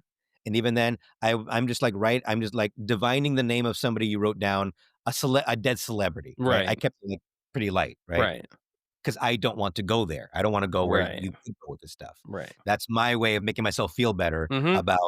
about it. But that's, my thing. As Max Maven said, it's like you can't control how people are going to interpret it, and that's still your Mhm. responsibility, your Yeah. fault. And it's like he's right. Mhm. So yes, occasionally I go, I'm a bad man right now because this person really believes me. But that's Uh, fun sometimes. and and I'll tell those people like, here's the thing: when I know the person is a believer, when they're coming at me with that timbre and that like fascination, like I try and be like, well, it's still a magic show, and Right. then there's lots of trickery that I've learned over time. There's a Mhm. little bit of psychology, a little of but it's all and I weave Mhm. it together. Yeah, but how long have you known you could do this? Well, it's still a magic show. I try and dispel, but, you can't control how people are gonna take it. Right. And then on the occasion that I get, like, the atheist Mhm. who's asking me, I go, "What do you think? Right. What's your feedback? Right. Did it feel real?" That's that's my favorite thing to do. Yeah. No, That's that's really why I really do this. I was answering a whole other question, but I and left that behind 10 minutes ago. What Well, no. I have another question if you wanna okay, just yeah. cool. Let's go down that path. Your creative process from Obscura, which is a little bit, it's close up, and then your The Witching Hour, which is more theater. You consulted for a show, Fat The Ham, witching hour is more that's what I was parlor, filling in. or Let me fill yeah, in this yeah. blank. After Obscura was the collection, which was my attempt at doing Obscura, but in the style of the other shows. In other words, Mm, I am the devil with all these antiques, but you don't know that yet. mm, And like Christian Shellman, I'm involving all of you in my room full of. And by the end of that show, I'm definitely like taking someone's soul or trying to. It depends on what decision somebody makes. We can talk about that one later. right. Um, but that's what I was like trying to expand on that idea further. Mhm, Now that I created that show in 2012. mm, And then I burnt out. I was like, I've been making a show every year, every other year for like really 10 years at that point. wow. And I was like, it's really hard. And I was done. Mhm, And it's really hard to produce and co-produce on an independent mhm, theater level. So I kind of started doing fringe festivals with Obscura and now mm, in at the hour because I could travel with those shows, right? right. And then a few years later, I took over the Ghost Tour Mhm, because I needed the money. yeah. And so the Ghost Tour really took over my life. Mhm, This is going to fill in some of the blank that you're probably about to ask. But the money from that I made from that helped to leverage me a life in New York City where I really wanted to be. But for family reasons, my mom passed, my dad has the mental health stuff. So I stayed here with my mhm, dad. I needed, it's just better. yeah, But I was able to get away from, yeah. I was able to teach my dad to be on his own for longer and longer. Yeah, yeah. My dad is one has to do. You were And in so, Speakeasy? and that's where I got to eventually, like, I got to Okay. become friends with Todd Robbins over time. And I sort of became like a semi-regular fill-in, out-of-towner fill-in. And then when I moved there more regularly, I Mhm. do rent a room in an apartment year-round there now. Oh, wow. That became cheaper than going back and forth all Yeah. the time. Mhm. And so that allowed me to kind of I became like a semi-regular fill-in at the Yeah. show, like 1 to 3 times a week Yeah, for yeah. and that's where I got to learn that, and that, learning how to be spooky Mhm. in that situation is a whole other kettle of Yeah. fish. And then we can discuss Fat Fat Ham. Ham in a moment. But then more recently, it became, well, I wanted to do a show again, Mm. here in San Francisco. How do I do that? The theater that I used to be with closed because they did not survive pandemic after Shit. 25, 30 years, right? Mhm. And the hotel said, "Well, why don't you just do the show here?" The Ghost Tour in the Hotel Majestic, and they're like, "Just do a show here." And I'm like, "Oh, okay." And it became like the nice high ticket priced close up magic show in the banquet room of the hotel room of the hotel. And then I try and like dapper up some more with the bow Right. tie and loafers because you're paying a lot of money for this show. And then at the end, I take everybody upstairs to the haunted hotel room, and I give you the history of the hotel and the ghost. And then I start revealing the Ouija board, and we do spooky magic, and the doll is in the corner in her chair. But Witching Hour was definitely meant to be a commercial show. Mhm. I still get to use some of my theater training and Mhm. experience with the spooky magic Mhm. when we're up in the hotel room, but that one's meant to be cards, coins, laughs, some Mhm. mentalism. Then we'll do some of the stuff I do from Speakeasy Magic, and Mhm. then we go upstairs, and then we get into the serious stuff. Mm. That was very much meant to be like fun times. Right. Life is hard. Everything sucks right now. Right. Come on over. We'll Right. do some magic. Spook you out. We'll have drinks afterwards. Good Right. night. Anyway, so there's there's there's the brain dump on my Yeah. oeuvre, you could say. Yeah. And then when you consulted for Fadham, is your creative process different or no? Because that's also theater, but you were consulting on illusions. So, Well, for your listeners, Fat Ham was a Tony-nominated Broadway play.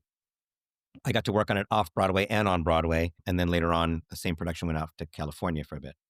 Um, it's essentially a comedy version of Hamlet with a black family in the South in a backyard, and the director wanted, and basically Hamlet, the ghost of Hamlet's dad shows up early on and says, "Hey, your uncle killed me and is now marrying your mom. Avenge mhm. me!" Right. So the director of this production wanted Ghost Dad, to kind of appear and disappear. Mhm. So the illusion designer for that show is Skylar Fox. Mhm. He's a fantastic illusion designer. He's part of the Harry Potter team, the Harry Potter and the Cursed Child Yeah. team. He's their associate person. Okay. So That'll quite be often, here in a few months, so I'll go see it. great, yeah, you should Yeah. absolutely see it. Yeah. I think probably Skylar will be part of the team. That Skylar typically will it be on there for a little bit or for how long? I'm in Atlanta, so it's touring through. So it'll be Okay, here and then it'll go. okay, so he probably won't be there. But usually, if it sits down for a while in a city, like when it did in San Francisco or anything Mhm. Toronto for a bit, he goes out to instead of the original magic team coming out, he Mhm. flies out. He teaches all the actors and the crew the magic, and then assigns like magic captain to somebody, or they hire somebody else to be Yeah, local. yeah. He flies off to go work on the designs for other Broadway shows that he's personally working on. Mhm. Cool. So that's that context. He got hired to design illusions for and kind of just magical moments for Fat Ham Mhm. off Broadway in 2022, Mhm. but he wasn't going to be there. And so he needed his own associate. Mm. And so he was asking around, and apparently, like, my name kept coming up. And I had actually interviewed with the Harry Potter team to be their associate in San Francisco. Mhm. But we both were like, no, it's not a good choice for me. Like, I needed to get back to New York at the Mhm. time, coming out of pandemic. But Skylar contacted me, and I'm all like, I'm totally down. Let's do this. Yeah. So I'm there to support his design. The associate designer is there to support the lead designers, uh, uh, designs, right? And Yeah. sometimes it means just kind of setting it and doing it. If you're a light designer or costume designer, that might be doing it for them while I don't say the real designer, but the lead designer is Yeah. off working many other shows, right? Yeah. So my job was to be there to teach the magic to the cast and the crew, and to aid them, and to support his designs and fight for them when they're because it's theater, so things kind of get changed or cut, whatever. So I have to like kind of make sure I fight for them to try and keep them and whatnot. Yeah. Just and that's just the normal ins and outs of theater. Um, but yeah, so and then I got to be his associate on Broadway, which is super cool. Yeah. Technically my Broadway debut was as an associate, and I'm still down with that. I love that play. I love Fat Ham so much. Yeah. Um, and then for LA, we did the same show at the Geffen Playhouse in LA, and then Mhm. the Old Globe in San Diego. Mhm. And I pretty much did. Skylar came out for a little bit of Geffen, Yeah. but pretty much like it was my job to. I knew the designs. I knew how everything worked. It was my job to Yeah. teach everybody everything and teach the actors how to drop their butts through trap doors. And Right. and there was one day where I was talking to a friend on the phone. I think it was Joe, and and you're like, oh, we were talking about Yeah, yeah. random. He's like, oh, what'd you do today? I'm like, Joe, I got paid to spend an hour dropping my ass through a trap door Yeah. and teaching an actor how to do that. Winning. I'm winning at life right now, Joe. Right. Amazing. And it's fun. And because I come from theater, I know how to I'm not I don't think I'm the best designer. I can devise an idea and Mhm. how but I think to really be a really great designer of magic, It helps if you're a builder, and Skylar's very much a builder, and Yeah. I am a builder at all. Yeah. I don't know those little doohickeys, edges, and the right screw and the right this and the right that. I Right. don't understand. I know you should do this to make the illusion happen. Yeah. How you do it is up to you, right? But I understand magic obviously well Mhm. enough, and I understand theater and actors well enough. So I think I'm very good at transposing the knowledge to the actors and the crew, right? Yeah. And I loved that. I wouldn't mind being an associate if I could have my own much more successful magic career, and then on the side be someone else's associate Yeah. on and off Broadway, just Yeah. like golden. I Yeah. love that idea because I just love theater. That I love helping to create theater. I love that I get to be a part of like making these like 5 or 6 tiny moments Mhm. big, but they're short in a play Yeah. that I get to be a part of. That now and now people are doing this play all over the country, not with the magic because I was very Right. much that production. Some of them have implemented their own magic Mm. because that happens. You kind of Yeah. the way it gets done on Broadway is the way you want to do it. Everyone else, Right. but it's fun to get to like work on this play that I'm now seeing being done at all these other theater companies across the country and kind of go, oh, I get to be a part of that. Yeah, I get it's to be a it's part of a that. it's a strange feeling. My uncle was a playwright, fairly known in New York City. I mean, he lived in New York City and would go back and forth between actually San Francisco, now that I think about it.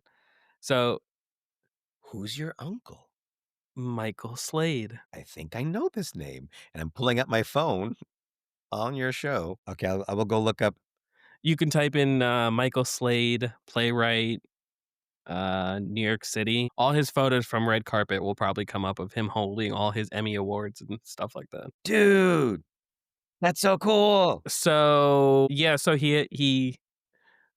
all the Emmys and all that stuff was, like, the last project he worked on before he had passed away, so that was kinda a very strange moment because being an artist and a playwright and working on all these incredible shows and had a show out at Radio City at one point and all of this stuff, right? His whole thing was it's very strange for him to write a play and then it goes on some sort of tour.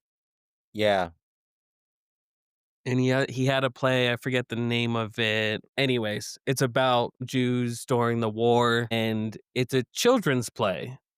Is And the child shall lead? yes. Yeah.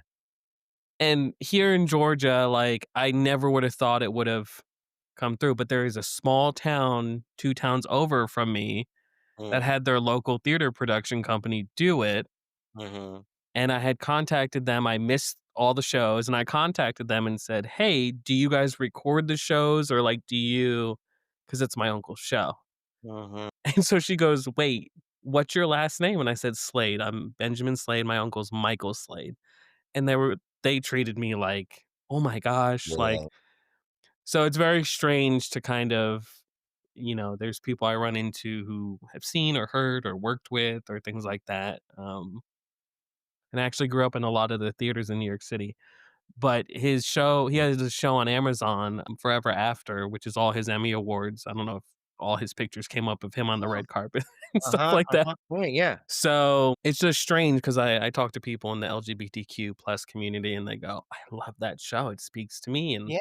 it's about him and his partner and his trials and tribulations, so Mhm. it's very strange to, yeah, have small pieces That's be fantastic. part of something was my point, of Right. something that can go on and live its own sort of life, yeah. Yeah. I And the mean, I don't creative process is very similar. It's right. interesting to see the theater background that you have.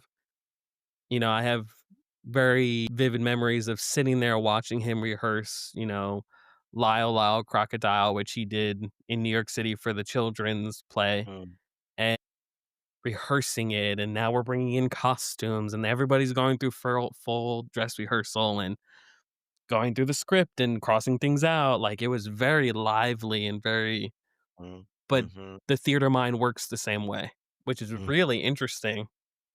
I don't have that mind.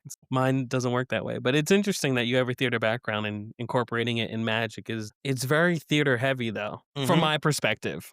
Yeah. Like just the way you're creating your creative process for your shows is Oh, yeah. storytelling, which is theater. So Yeah. And I mean, to me, a well-executed piece of magic and well-crafted one is still a piece of theater, Mhm. even if it's just, shtick and jokes and whatnot. Yeah. But, we've been to the lectures, we've studied people's work. There are some people who just got, like, every beat down and Right. every moment and it's like, "Oh, this is, like, so beautifully crafted," and it's crafted by School of Hard Knocks. Right. Like, it has to be crafted from doing it because you have to, like, interact with people and be ready for them Right. but they're also, like, crafting the whole experience of that effect Right. or that routine. So to me, magic is theater. Mhm. It cannot survive without it being theater. Right. I think most tricks that are just tricks and they die fast. Right. Like, you might get a great reaction from somebody, but they're not gonna remember it a year from now, Correct. right? And I think the things that people remember the most are the ones that feel not about the souvenir, although that Mhm. helped, but that felt like an experience. Mhm.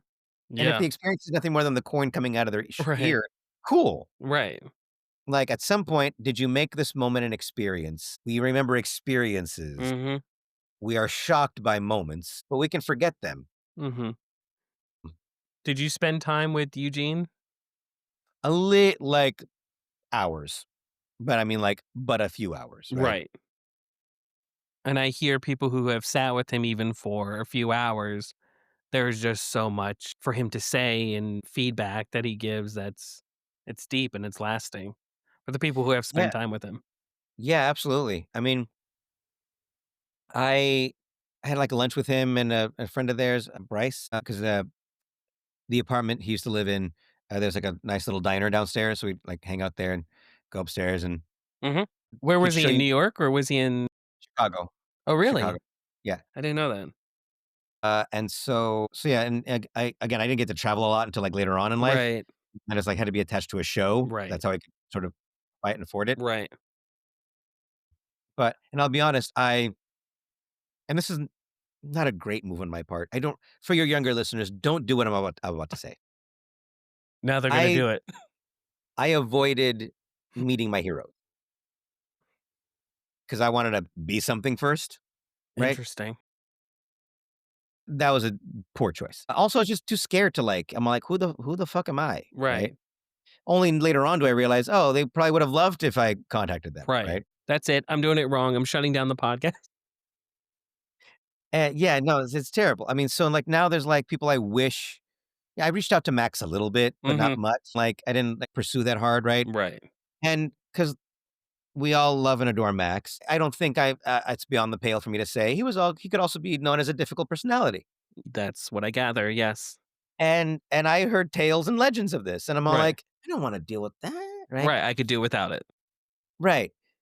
Now I regret that. Now I'm like, I wish I put up with it." He was always kind to me when he saw Right. me, like, if I was at the castle, Mhm. he seemed to like and respect me, Yeah. but we didn't, like, chit chat or anything. Like, we didn't, Right. like, it was kinda like, "How are you?" kind of, and then Like a kinda moved respect. on. Yeah. Um, so I was honored that he, like, was down to shake my hand, like, "Oh, Mhm. Christian." And right? Uh, and I definitely wish that, like, I met him more, you know? Right. I Right. when Harry was no longer famous, Harry Anderson, right? And Mhm. he was just living in New Orleans and later on I forget living where else. I wish I reached out. He might have been Right.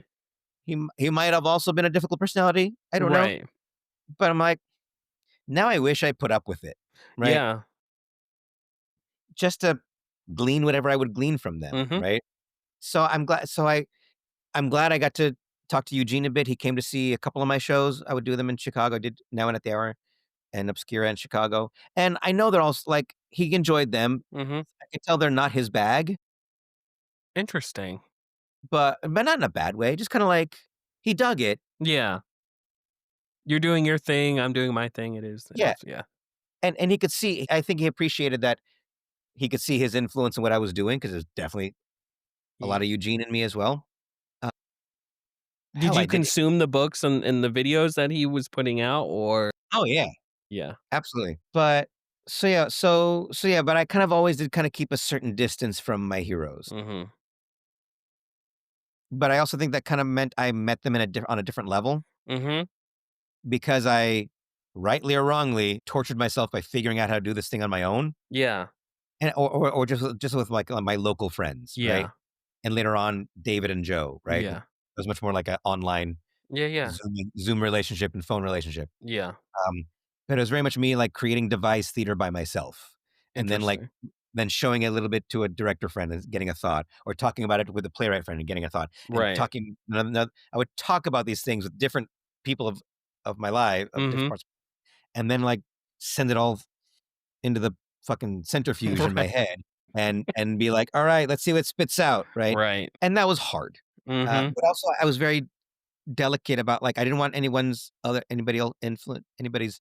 influence too much on my work. I didn't want a director yet on my work because a director is still going to impose their view, Mhm. and I didn't want that yet. I was still very delicately creating this thing. The fetus was still developing, right? Right. And then the baby was still having to be nursed, right? Right. That I did not want someone else saying that's not going to work, Right. because I know magicians who did say, well, that wouldn't work, right? Or that Mm. they didn't get it, right? Right. Or when they did see it, they still didn't get it, right? Or give me advice like make the doll move. I'm like, Right. no, that's the wrong advice. It's not Right. the advice I need And also for missing this. the point. Exactly. Right. So I was very protective of what I was creating, and so I did not reach out to my heroes a lot in that Yeah. regard. But it And now because of that, I sorry, say again? no, I was gonna say, no, I think that's really important to not have to reach out to your heroes. I Mm, didn't start reaching out to people not for the podcast, but separately until probably the pandemic hit, where I was like, you know what? People are accessible. I'm gonna start reaching out to really whoever. I'm mhm, very bold with that. Like, I'm just gonna reach out to people, and if what's the worst? They're gonna say no. So it's right, whatever. right. And then meeting them in person, I've had some great stories, and I've had some, man, I shouldn't have met that person. I'd Mhm, rather mhm, have just read him their career and their books and kept it at that and never met them, sort of thing. right. Right, right, right. So, yeah, I think it is important there's a magician who I'm not gonna name, but is currently sick, and I don't know that that will turn around. And I reached out to them for the first time, and I wrote them I love their books, I love their work, whatever's out there, and just sent them a long email, and I got a very kind response back and slow correspondence here and there. Yeah, take the opportunity to just take a moment out of Mhm, your day to, like, reach out to like I said, the worst could be no, and they don't mhm, respond, and that's mhm, happened as well, but I think it's important not to have that influence of other magicians, which is why I love magic books, but I also hate that there's magic literature and videos and that sort of thing, because the magic within you can be created, but we don't have the tools or the techniques or the skills necessarily to find those mhm, solutions. So you're watching Daryl do a whole masterclass on sponge balls, and now when you perform, some magicians haven't made the curve of making it their own. So they're performing the way Daryl performs, and mhm, it's like, mhm. that's not there's more to this. There's layers to it. That's interesting. I would prefer not to meet a magician. And I talk about it on another episode where I'm just with John Wilson, where it took him a long time to even talk to another magician because he Mm. didn't want that influence on his own magic. Yeah, yeah. Yeah, I mean, I think it's a balancing act. Mhm. I mean, like, I very much, like, sieved who I allowed in, Mhm. magic. I would gather John as well, Mhm. right? But, yeah, I at some point when I felt more comfortable with my vibe and what I was doing and my aesthetic Mhm. and what I was crafting, I wish I had reached out more, and Christian Shellman, actually, I reached out to him a bit more Mhm. at that time because he was somebody I was allowing through the sieve, Mhm. right? And he was very generous with ideas and information and whatnot. Yeah. Um, and eventually I got to go visit him and stayed in his home for a couple nights It's and awesome, showed me around and showed me the antique markets he would go to which is and awesome. and and the language barrier. So they're like it wasn't a lot like, but I mean just getting to be there was Yeah. and to experience him doing his thing Yeah. made me go. I get to let me tell you this one part. I love telling this one. What was the one part? So How are the you on attic, time? Are you good or there's still enough battery life. okay. We're going another 3 hours. No one's listening to me talk for 3 hours. But his attic is the divination department, Mhm. and that's where he has divination systems from around the world. Mhm. Um, and each one has a little, not I don't know if it's each one, but many of them have magic hidden inside of them, right? Mhm. And so before he takes you on the tour, he apparently is a quite a bit of an expert in voodoo or vodou, right? Mhm. And he has his altar, and he has all the items, and he has all the accoutrements, right? Does he believe in it though? I don't know. I didn't ask him. Interesting. But I believe you can practice something and not believe in it. I think it's just, Yeah. it's like I don't think spirituality has to involve the spiritual. Mm. Uh, But that's no fun. No, I'm joking. but I know, but I mean, Sounds I more think it's fun. more of a psychic thing and not a psychic thing, but Right. you know, a mental thing, a Mhm. personal thing. Mhm. Those were words I said. I don't know if that made sense. Um, but and it can be very dicey Mhm. when we're messing with other people's cultures like that, which is why I tend to like stay away from that. Mhm. But here's a guy who at least tries to do the work and like Right. learn everything he is Mhm. doing. And it's also Brussels. It's a different, there's just a whole other history going on there, Right. right? So anyway, so he says, well, we have to make an offering. Oh God, I'm forgetting the word. Is it, why am I spacing on the word? To the Loa. Mhm. I hope that's the word. But we have to make an offering to the spirits Right. to see if they will allow us to take this tour today. So he walks up and he's got, look, I'm going to describe it to you as I experienced it. You as a magician and anybody listening as a magician will probably be able to fill in the blank on how this is being done. Right. But he takes a beautiful little jug. No, I'm sorry. He takes a shot glass of rum and pours it into a beautiful little jug. Offering number one. Then he has his bowl of Indian head nickels, American Indian head nickels that he's had, bowl of them. And he starts picking them up one at a time and dropping them into from his right hand to his left hand. And you can hear the coins go clink, clink, clink, doing this motion, And that motion's very familiar. right? And you hear the clink, clink, Mhm. clink, clink. And then he picks up this little trident. This hand is empty now. Mm. Trident, Right. and then Mhm. and then he just goes like, "Pah." He just touches the trident to his fist, slowly opens up his fingers, and all the nickels are gone. And then he picks up the jug and pours the jug into the shot glass, and it's but one drop of rum. The rest of the rum is gone.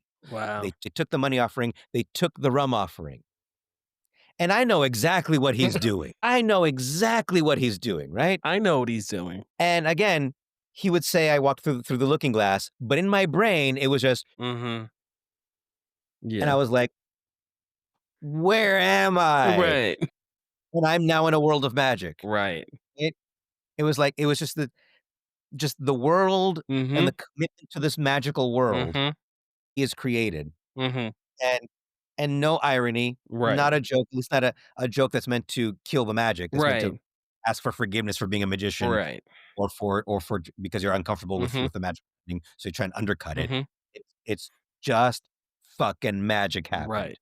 Something otherworldly happened, And he's right? invested in that. He Completely. interesting. Right? I mean, Yeah. Yeah. everything, right? And he's not, and by invested, I don't mean woo, No. right? Whatever that means, but just kinda like he In the takes space. seriously, right? Yeah. Not solemnly, but seriously, right? And again, and the space is full of all these cool artifacts from around the world, right? So just like the world has been created, the vibe has been created, this altar has been created, and he says, "Okay, the spirits will allow us to tour you through the house now." And he's just showing me around the house. Right. Right? And so just like one of the most magical moments I ever experienced was that. And Interesting. even though, especially because of the language barrier, at the time, it was harder for me to like ask certain questions and glean Mhm. more, right? But just being around him, getting to experience what I've read in Hauntiques, the vibe I've felt in Hauntiques, but get to actually experience it. Because let's face it, especially for bizarre magic, we don't get to see much of it. There isn't a Right. lot of it tested on the boards, so to Mhm. speak. So whereas everyone can learn a good professor's nightmare because that trick has been trotted on the boards, that Right. everybody's learned all those tips and tricks and moments, Right. right? Bizarre magic, not so much. Mm. So it's harder than for me as the student of spooky magic, of bizarre magic, to really understand it, to like get it intrinsically in my body, like a little boy trying to copy his heroes because he's watched the videos Right. 1,000 times, right? I can't do that with spooky and bizarre. I really have to just infer it from the book and then go, all right, I think it works this way, and then try and recreate it myself. But Right. now I had this one moment where even though I could, asking for advice in the same way wasn't going to work out, but I got to experience him doing this one moment that made me go, okay, I get it now.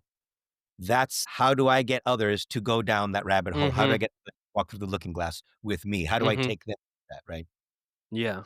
Which was invaluable. It was well worth the thousands of dollars I had to pay to travel Yeah. to Brussels to see him, right, from Yeah. California. Yeah. When Yeah. when you're in that space, is there also things that you have seen or have never seen or have seen before and you go, "Well, that's interesting, that's inspiring, that's being done that way," or using a technique or skill in this thing that he's showing me and saying, "Huh, that's different," because it's not a magician. You know what I'm saying? Like, it's not like a magician. He's doing it with bizarre items. He's doing it with haunted items, and you're saying, "Huh, that's an interesting way to use X, Y, and Z," or I mean, it really what it showed me was that I can take the stuff I learned in Bobos and just frame it right, yeah, and through the looking glass we all go. yeah, Like, there's a lot of look, I think magic on the internet has actually been a fantastic thing because it has introduced magic to many young brains that would not have had as much access to it before, and then they started making stuff that's amazing, right? yeah, And mentalism was once upon a time was very guarded mhm, 100 years ago, right? And now, and there's organizations just for mentalists that can be rather protective, and I'm a part of one of them now. mhm, But now it's like, for better or for worse, we you don't need those organizations in the same way yeah, because everybody is exposed to it now, and they're making up their own magic effects and their own mentalism effects that are really, really good, right? There's still something to be said for fraternity and community, mhm, obviously. Just goes back to me wishing part of me joining one particular organization is about, like, me just like, "Let me go meet some heroes." yeah, yeah, I'm almost 50, and I have not met enough heroes, right, right? I'm like, "I don't know how much longer I got," like, Um, 'cause, we don't live forever, and usually the last 5 or 10 years are not that great. right. So, I'm like, I gotta do the thing I should have been doing 20 years ago now. Um, so I think all of that is wonderful, and there's always a new idea, and a new idea, and a new idea, and some of them are amazing, right? Mhm, 75% of the time, when I see the brand new improvement on some other effect or on somebody's effect from 20, 30 years ago or some classic, I mhm, kinda go, "That's not better. right. You were just too scared to do it the other way." Interesting. Yeah. Which is fine. I'm scared Mhm, to do lots of tricks, and I don't do them, right. right? But there's such an attempt at making it more real. Let's face it, It's magicians want to be magicians. So they want to buy something with no strings, no wires, no magnets, no skill, no this, no that, yeah, right? It's yeah, not a force, it's not a this, it's not a 100%. that. It's like, oh my God, it's okay to just do a trick. Right, Gimmicks are fine. What we do is not real to begin with. right. So if you enhance it with a gimmick, cool. Yeah. Just palm the gimmick out and keep working with your deck later on, right? Well, you said enhance, which I think is huge difference Right. between the rest. Right. I mean, I think it's cool to be able to do things without gimmickry, especially if your audience is just your friends, Right, because then you wanna make because it's true, your friends don't take you as seriously as even a stranger with disdain at a cocktail party right. will have, right? There'll still be some boundary where they're not gonna touch Mhm. you. Your friends are gonna be like, "Let me see that," right? But yes, you gotta do some ungimmick stuff. There's a flap. I know. Exactly. So, I couldn't get away with my book test for friends at a party, but I can get away with it in a professional situation, right? Yes. Where I have some audience control. Yes. You don't have audience control over your friends who've known you for 20 No. years, who know you They're ain't gonna call magic. you on your shit. Totally, right? So in that regard, I get it. And I get it, and that's where a lot of magic is geared. A lot of magic that's been developed and Mhm, sold is geared to that audience, mhm, to that clientele that need that, right? mhm. But most of the time I'm all like, just just do it the old way. Just do it right. Yeah, Just frame it right and do it right, and you'll be fine. yeah. It's not a bad trick. It wasn't a bad trick. It wasn't this um with mentalism, my favorite thing to say is stop being such a mentalist and just read the fucking mind. Oh, I'm sorry. Stop being such a fucking mentalist and just read the fucking mind. Because, like, in this attempt to be more and more, Right. have more veracity, here's 5 envelopes and here's a this and here's a that. And Yeah. I'm like, I can't, I have all these mentalism books, and I'm like, I can't do most of it because mine is a little magical world where the process is the theater, and Mhm. it's an antique and it's a story Mhm. where, like, I can't have 5 envelopes and a switching tray. It's 100%. if there's that much, just read my mind. Right. At most, I write it down, you read my mind. At most, we pick the word in the book, you read my mind, right? Yeah. Pocket writing. Oh no, I said it out loud. Right? Just like what are the most direct ways? And for me, like the standards, the things you learn in the first couple chapters of Vanneman or Corinda, it's Right. like that's taught me, like, watching Shellman taught me, oh yeah, that's where it's at. Just frame this right in the right conditions, and you've opened up people's minds to an utter world of magic. And the way that proving you didn't do XYZ Yeah. won't do. Might get you an amazing look on someone's face for a camera, Right. and if that's what you're trying to get, great. I mean, kudos for you. Yeah.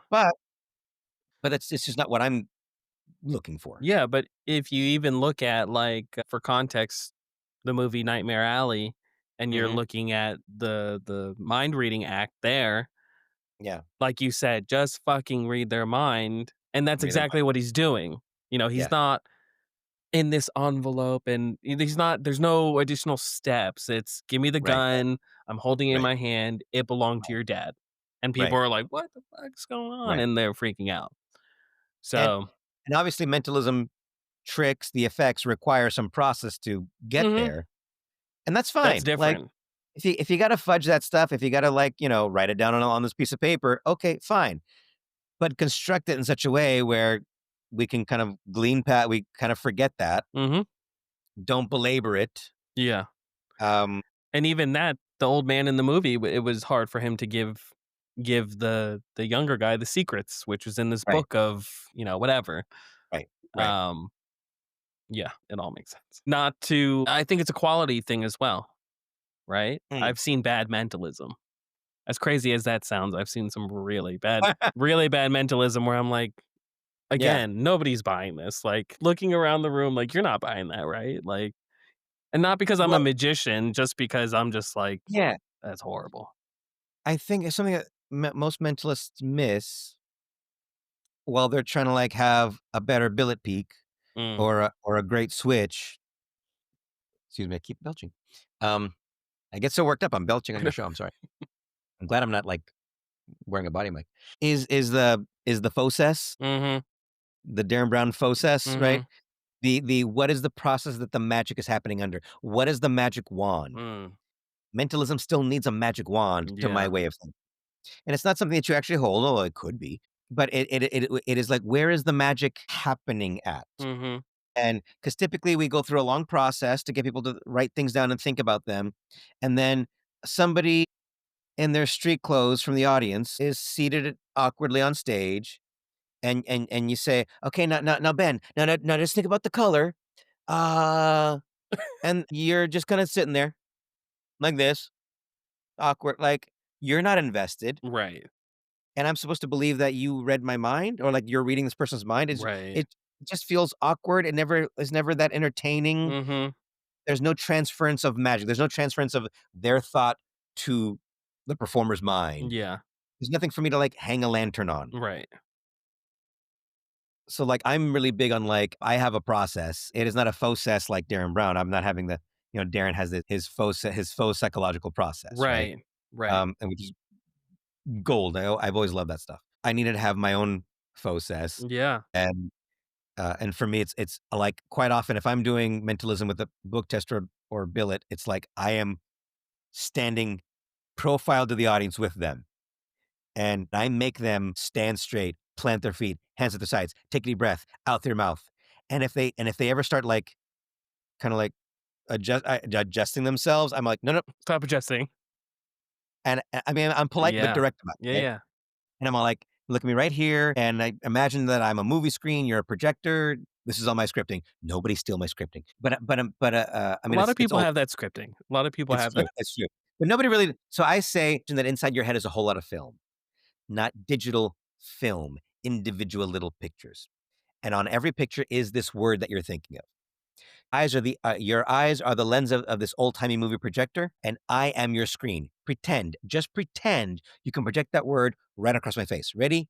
Go. And mind you, profile. And I don't know if you, Yeah. for listeners, they're not going to get this, but I mean, profile. I'm doing. If the person's right over there, Yeah. I'm like this, and it gets a little laugh because I'm Yeah. making Yeah. the fun sound, right? But I'm like, and now I'm engaged. I am staring at my eyeballs are like drilling into their eyeballs, trying to like see something. And Mhm. then I'm like over here, like trying to think it out. Pick up the pad, pick up the marker, right. What is the word? Boom, turn it over, right?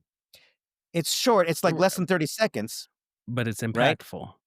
And as people get a little awkward and they kind of start adjusting themselves or kind of starting to put one hand over here or they want to put one hand in their pocket, I say, no, hands at your sides, hands at your sides.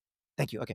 I'm like, I'm making them invest physically Mhm. in the moment. So that way there is something for everyone else to watch. Right. Right. Otherwise, if you're just kind of like, nah, Mhm. no mind reading is nothing Right. magical is happening with somebody in No. this position. Right. Um, and I think that's what most mentalists do when people and the worst ones, they just like really, they just sort of think if they say the right thing, magic has happened. Do And you it's like, I may not know how you knew the color blue, but I don't care. Yeah. I love mentalism. I don't do it, but I love reading Mhm, it, and I think it's interesting. There is a medium who has his own Netflix show, and for a while, watching him on other networks, I would watch him and go, "How the fuck is he doing it?" Right? I'm mhm, fully aware of all the techniques. I'm fully aware of how we can pull information. I'm fully mhm, aware of all that stuff, right? mhm, But on his new show, I watch him and he's saying things that magicians say to try to pull information to do some mm, mentalism. I'm sitting there and I'm watching it. And for someone who's very open minded, right? Like, I'm not going to sit here and say it's real, but I'm also not going to sit here and say it's not real, right? mhm, I watched him and he goes, he's saying phrases that magicians use, like, just go ahead and hold it in your hand. And no, not that hand. Let's move it to the other hand. And I'm just sitting there like, mm, hmm. Okay, so crayon behind the back. No, not that hand. Move it to the other hand. Like, there's mhm, phrasing that he's using that's very like magician esque, mhm, and I'm like, it's all bullshit. I just realized it's all bullshit. I'm sitting mm, there and I'm like, it's all bullshit. Like, but mhm, also it's really interesting to see how he's pulling information that is deeply personal information. mhm. There's no way that's not pre-show, that's not post-show, that's not Yeah. sending emails out or sending your team out to get that information. I don't know how he knows that information. That's not a Google search. Knowing that your uncle, like, molested 3 girls when, and the family didn't know about it. Like, how does he know that? That's not Do you have answers? Come on. And That's why you're here, come on. I don't know. I'm not there to watch it. Yeah. I'm not there to experience all the pre-show and the post-show. But these people do have these people don't work alone quite often. No. So there's and I can guess maybe that they did talk about stuff in line and somebody was listening in, right? Interesting. I mean, they're quite often these, and I don't know how this person works. Mhm. I can't say this is how they work, so they don't sue me.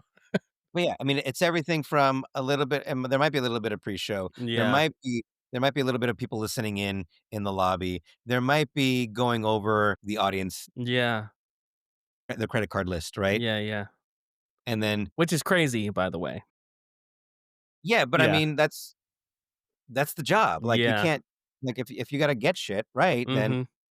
and then and then researching until you find something, right? So it's never one thing. Mhm. It's half a dozen things. And then I mean, I do think there is something to be said for just getting good at that. Like Yeah. I should have Like, really good at it. I should have learned quote unquote cold reading, right? Mhm. I kind of always stayed away from it because again, it became my own ethical Yeah, choice, yeah, right? yeah, yeah. I did not want the power nor the great responsibility. Yeah. but I should still learn it. It would I could enhance moments in the show better, right? But, I know people who are utter atheist mentalists who are just like, they know they've done it long enough, they Mhm. know people well enough, they have seen the reactions over time of just School of Hard Knocks that they can go for Yeah. a wild thing like the molestation you just said, Right. and they're gonna be right. Right. But I think that does I mean, I do think part of intuition is just we all have an intuition for something. You have Right. an intuition for how your mom is gonna think. You have Mhm. an intuition what your friend just thought, like, Right. but it's a familiarity, Mhm. that you have, and I think especially if you're in not I don't know what the word is, not monolithic, in a monoculture of some sort, Mhm. um, where people are, kind of the Yeah. same, or we all like to think we're all unique snowflakes, and we're Mhm. not. Right. Like you can get those things right, and then if you just have Right. experience with multiple cultures, Mhm. you can get lots more things right. Right. So I do think part of intuition is intuition, Yeah, yeah, yeah. but again, it comes from some level of knowledge and experience. Have you ever gone to a medium just for shits and gigs, like, just to Oh, I don't know if it happens anymore, but so Golden Gate Park. So the magic shop here is Misdirections Magic Shop Mhm. on Ninth between Lincoln and Irving. Lincoln is then the street that runs parallel to Golden Gate Park. So just inside there is like an old timey fair building, Mhm. which is just a building, right? Mhm. But they will have like that's always where they have like the antique fair, the Mhm. antique paper fair, and for a longest time every year the psychic fair. Really? Favoriteest thing was to go to the magic shop, go get some like ravioli up the street at my favorite Italian restaurant, Yeah. and then like stroll down to the psychic fair And and these to are like people who believe that they these are utter shut eyes. I mean, at least I get the impression they're all shut eyes. okay. And for your listeners, shut eyes is what it's what the mentalists call the psychics who believe they're psychic. So there's obviously a point of view when you say a shut eye, right? Yuri Geller. I'm joking. Yeah. I mean, it's yeah. So one could say it's dismissive to call a shut eye a shut eye. Right. Um, so if you are psychic, I'm sorry, I'm a jerk. But yeah, it's like they have their booths. Maybe Mhm. they're selling the tarot cards and the Mhm. crystals and whatnot, and maybe some books. There's the part I would occasionally. There's a part where like there'd be like 10-ish folding chair, like a little sectioned off area Mhm. where you got in line, and they'd be like different psychics Mhm. in different chairs.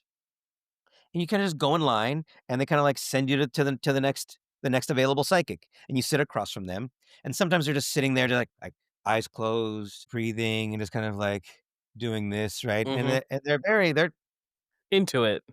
they're into it, and I believe they believe what they're doing. Mhm. There is energy that they're putting forth to try and just, like, vibe the Right. person that they may not even be able to see because they got their eyes closed because that's their approach they're choosing, and and they're they're trying to read me, you Right. know? And sometimes they were right, and sometimes they were wrong, Right. and but I enjoyed the experience of it. I R still love those things. I love metaphysical shops. I love metaphysical books. I don't read them, they're impossible to read. that's why. It's the whole point. They know that. How do you think they make their money? Buy the But sequel as the last page, and then you buy the sequel, and you're like, "I don't know what this one fucking says either." Buy the 3rd book, and you buy the 3rd book. I have a wait, where did I put them? This house is going through some somethings, some redecorate, and I found they're not here. I can't find them. Oh, but I just hold on. Realized I had this lying around. That's an awesome chair, by the way. Thanks.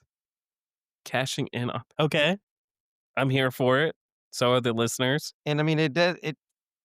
Yes, it's. So I mean, that kind of says it all, right? Right. I mean, as a magician, do you read that and look at it and go like, "This is," or do you look at it and go, as a magician, it's another, like, Ed Marlowe pamphlet that has actual tricks in it? Oh, is that that's what you meant? Yeah. I never say it's ridiculous. Very respectful. No, no, I've just kind of come to accept it. It is what it is. It is what it is, Yeah. right? Like I'm not changing anybody's minds. Like I think part of the very well-intended atheist skeptic movement, I shouldn't say atheist, skeptic movement, was to, try and make the world a better place, Mhm. and not let people get conned and not let people believe in things that these a certain group believe are not true. And Right. I agree. I don't think they're true either. Yeah. But these ideas have been around for millennia. I think they're kind of maybe even a part of our own human mammalian brain. It's how we made sense of the world. It's how the people who came before us made sense of the world, Right. and they survived long enough to make us, Right. right? I thought a few thousand years later.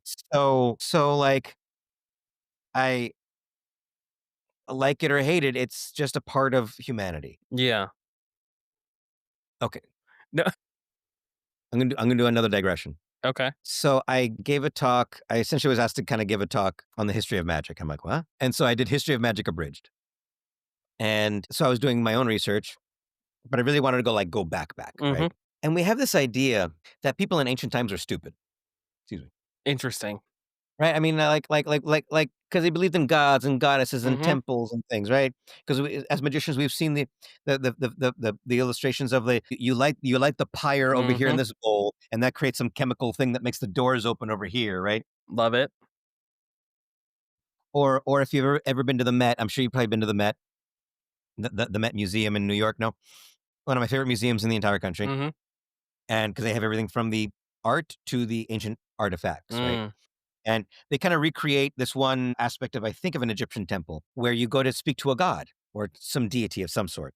I hope I'm getting this right. And it kind of like you're walking through these little tight corridors of like brick of granite of some sort, and you get to like just peek through a tiny sliver in this tiny wall, this big wall, and a tiny sliver where you can peek through to see the statue of this deity. Mhm.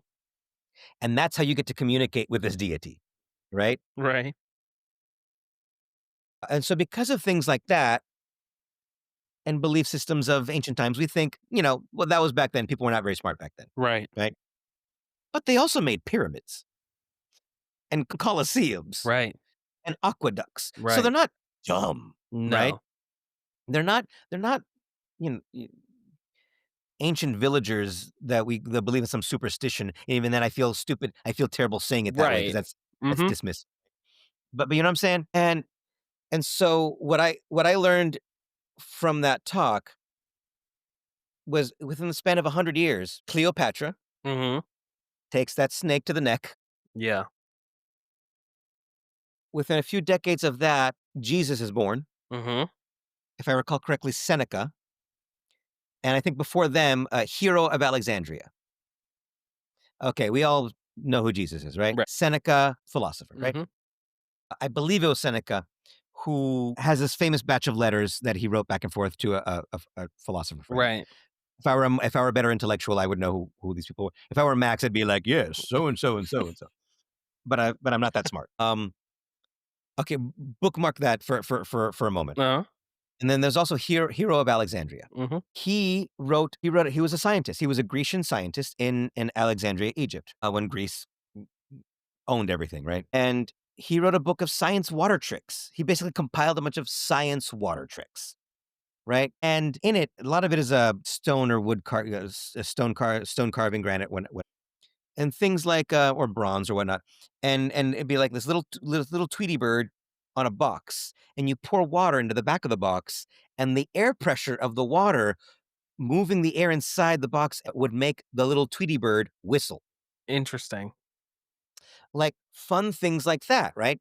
And Mhm. among them, two different versions of, I guess now one of these things we would call like the like I think it's called like the assassin's teapot, Mhm. um, that some magicians have used to other effect. Right. And a whole system inside of this, not a teapot, but a chalice of some sort, where you would contain two different kinds of liquid, right? You can pour one in and another one comes out. Right. And then this slide that I used was this one stone box with two chalices on top of it Mhm. and piping that went basically like if you went down into the stem of the chalice, it would Mhm. go down the box, piping, and then pops up into the other chalice, right? So Huh. the chalices could not be removed; they were Right, stuck there. right. But there'd be wine inside the piping that was inside the box. Mm. So as you took water and you poured it into one chalice on Mhm. the right, it pushed the wine, which I'm Mhm. guessing back then by that point is very vinegary, I don't know, Right. and it would push the red wine up into the other chalice on the left. Hmm. Sound familiar? Mm. And this is written decades before Jesus and Seneca are born, Right. right? But this book was, like, retranslated across the Mediterranean Right. for, like, a century or 2. Mhm. You know, forests aren't really I mean, woodworking was not as much of a thing in the Middle Right. East, it'd be stoneworking, right? Mhm. So Jesus may have been more of a stoneworker than a carpenter, Right. but it's like, But that's w interesting. you know what I'm saying? Like, at some point, he saw this and got credit for it, or maybe he made one, right? So Jesus is David Blaine. Got it. No, Maybe. yeah, maybe. 100%. And maybe he wasn't even trying to fool anybody. Right. Maybe he just said, "Hey, guys, look, isn't this really cool?" I love that. Also and now, okay, so Hero of Alexandria is decades before Seneca and Jesus, but Jesus and Seneca were born a few years apart. Mhm. In the letters back and forth to the friend of his, there's this one moment where he says, "It's like those guys outside the Colosseum with the bowls and the pebbles. I think it's amazing, but the moment you tell me how it works, I don't care anymore." Yeah. So 100%. right? So, like, there's a world of gods and temples that we Mhm. worship, with a world of utter science that could make amazing structures and could do science water tricks, turning water into wine. Around the time that and look, there were a number of messiahs that were born back then, just only one of them became the big one. And there was a number of people who said the end of the world was coming a few times Mhm. back then. And mind you, the end of the world still has not happened, Right. even though it feels like it's gonna happen any time now. And then you have Seneca pointing out that there's people doing cups and balls, doing shell game and cups and balls A hun in front of the Colosseum. So there has always been a time Mhm. where you had gods, spirituality, Mhm. science, magic tricks on the street, Yep. all spinning together in the swirling in the same world, Yeah. in a world of politics and emperors Mhm. and right? So I think that's why I kinda go, I don't roll my eyes at the astrology book. Now look, I've dated some women and they believe in it, and there's a part of me that when it's that intimately close to me, I do kinda grit my teeth, right? I'm like, Yeah. right? Like, the angry skeptic comes out Right, of me, right. and I have to get him, like, pull back the fangs, right? But that the world we live in now Mm. is just the more technologically advanced version of what existed 2,000 years ago, Right. right? We joke about stupid inventions from the 1800s. Right. Well, we can probably point out some stupid inventions right now, right? Or 100%. shammy things that are sold now that we joke about, where we Right. think, "Oh, well, that's stupid." Well, we think it's really stupid when they did it in the 17 or 1800s. Right. It's like, nothing's different. Right. Nothing's different. In the 1800s, people were trying to talk to ghosts. Edison was trying to talk to ghosts while being a scientist, Right. right? There were people who were debunking the Davenport brothers while the Davenport brothers were doing the Davenport brothers, Right. right? While people were believing the Fox sisters, Mhm. right? This world always existed. There Yeah. was always the believers and the non-believers, Yeah. Nikola Tesla, huge rabbit hole on Nikola Tesla and everything he was doing, and people thought right? it was magic, and it was Right. not magic. Right. And then he was kept on making clones of himself and no, I'm kidding. I'm Yeah. kidding. No, but I mean, if you look at the real it was a rabbit hole for me. But if you look at the real paperwork, which again, who knows if it's actually the real paperwork of what he was trying to do was bigger than Edison, and he was trying to do like a time travel situation, which is Mhm. crazy. Mhm. Really crazy. Yeah. And I think yeah, the whole thing is just but again, going to the point of we think that the generations before us were not as advanced as we are today is ridiculous. Like we are not that advanced. Let me I keep forgetting this. Hold on. Because there's the line that magicians love to quote from Arthur C. Clarke, Mhm. but I'm gonna bring it up. And it's the any sufficiently advanced technology is indistinguishable from magic. Mm. Do you know that line? No, but it's great. It's good. So let me I'm pulling up the wiki because that's where all knowledge is stored. That and ChatGPT. Exactly. So now he did not publish these laws together. Mhm. They're just that he said that people have put together Mhm. as the Clarke's three laws. Um, law number law. When a distinguished but elderly scientist states that something is possible, he is almost certainly right. When he states that something is impossible, he is very probably wrong. Number three is the classic that every magician loves to freaking quote all the time. Any sufficiently advanced technology is indistinguishable from magic. As a way of saying, if you don't know how it works, doesn't mean it's not, Right. that there isn't a way, or that or it also is, it always has that vibe of like ancient village people are stupid. Right. Isn't that so quaint? They didn't Yeah. know things. Like, but here's the thing: he was a sci-fi writer who was kind of woo-woo. I mean, and lots of sci-fi is Right. kind of lots of early sci-fi is utterly woo-woo, Yeah. right?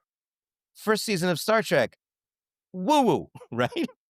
All the way through the galaxy. All the woo, all through time, space, and Right. time. But so law number two, my personal favorite Arthur C. Clarke quote: "The only way of discovering the limits of the possible is to venture a little way past them into the impossible." And I love that one because that one said that one is like we all quote number three, but we're magicians. We should be working off number two, Right. but we don't. We like to like trumpet number three because we think it makes it sound smart. Right. 100%. Uh, so yeah, so it's like I just accept that the woo is there. Mhm. It'd be really great if it turned out to be true. Mhm. I'd believe it to be true, Mhm. but people also have their experiences that I Mhm. that I that I trust are intelligent human beings who have brains, and I'm like, well, they have that happen, and I can't Mhm. say they're wrong. I was not there. I don't Mhm. have an answer for that. Yeah. So maybe I will have an experience myself outside of my own ghost tour one day too. It would be, so interesting to hear you, like, 5 years from now and, something weird happened and you're like, "You know what? I had to stop I'm, doing the spooky magic for a bit." I'm now wearing a robe. Right. I'm channeling my energy to you over this. The doll really is haunted all these years. I've been I've learned my ways, Right. and I'm sorry. I'm sorry. I'm now learned the ways. I'm now just gonna do sponge bunnies R and From sign card effects for the rest of my life. No, I think it's also really interesting to hear the perspective of real spooky, not that kinda diminishes what you do, I'm so sorry, but haunted, Mm, the Warrens occult museum mm, mm, and people going there and feeling the heavy energy, mhm. I think is a different that's paranormal, that's a whole different sector. So it's always interesting to hear, people who do bizarre magic and spooky magic, what they really think about that stuff, because that's that's haunted. That dives into a lot of stuff. I mean, and this is where you know y your personal experience and belief and mine like butt up against each other. Yeah. I've not been to the Baggins Museum. Um, I'd like to go. Uh, Or is it just a haunted house? Glorified. I mean, I Right. it's to the eye of the beholder, I guess, right? But I totally believe that there's a heavy feeling in there. Now, I think half of it is who's going believers, Mhm. so they're already ready for the heavy feeling. Right. They've looked at Instagram, right? Right. They're ready to feel that every object is utterly cursed, Right. right? But and again, I've not been there. I don't really know what's there, but it sounds like my dream set to a certain degree. Right. I mean, to a certain degree. I mean, again, it's the items, it's the I'm gonna guess there's a bunch of old items. Maybe a few are fake distressed, but the rest are probably just genuinely that old. Right. And either A, they were chosen to be in that museum Mhm. because they got a nice vibe to them, or B, they actually have this history to them, Right. like a doll Right. that's been around for 100 years, Right. right? You could feel the history Mhm. and the fabric of the doll's Mhm. dress. Mhm. The crack that's happening Mhm. down here is fixed, right? Mhm. That each item, each house has its history that is literally seeping in the walls until you do a full renovation, Right. right? So I think there is something to feel there. It's the reason why I don't like to use distressed props. Right. I love the old prop the way it is because you can tell that there's Mhm. a story there that you will never Right. know, right? Mhm.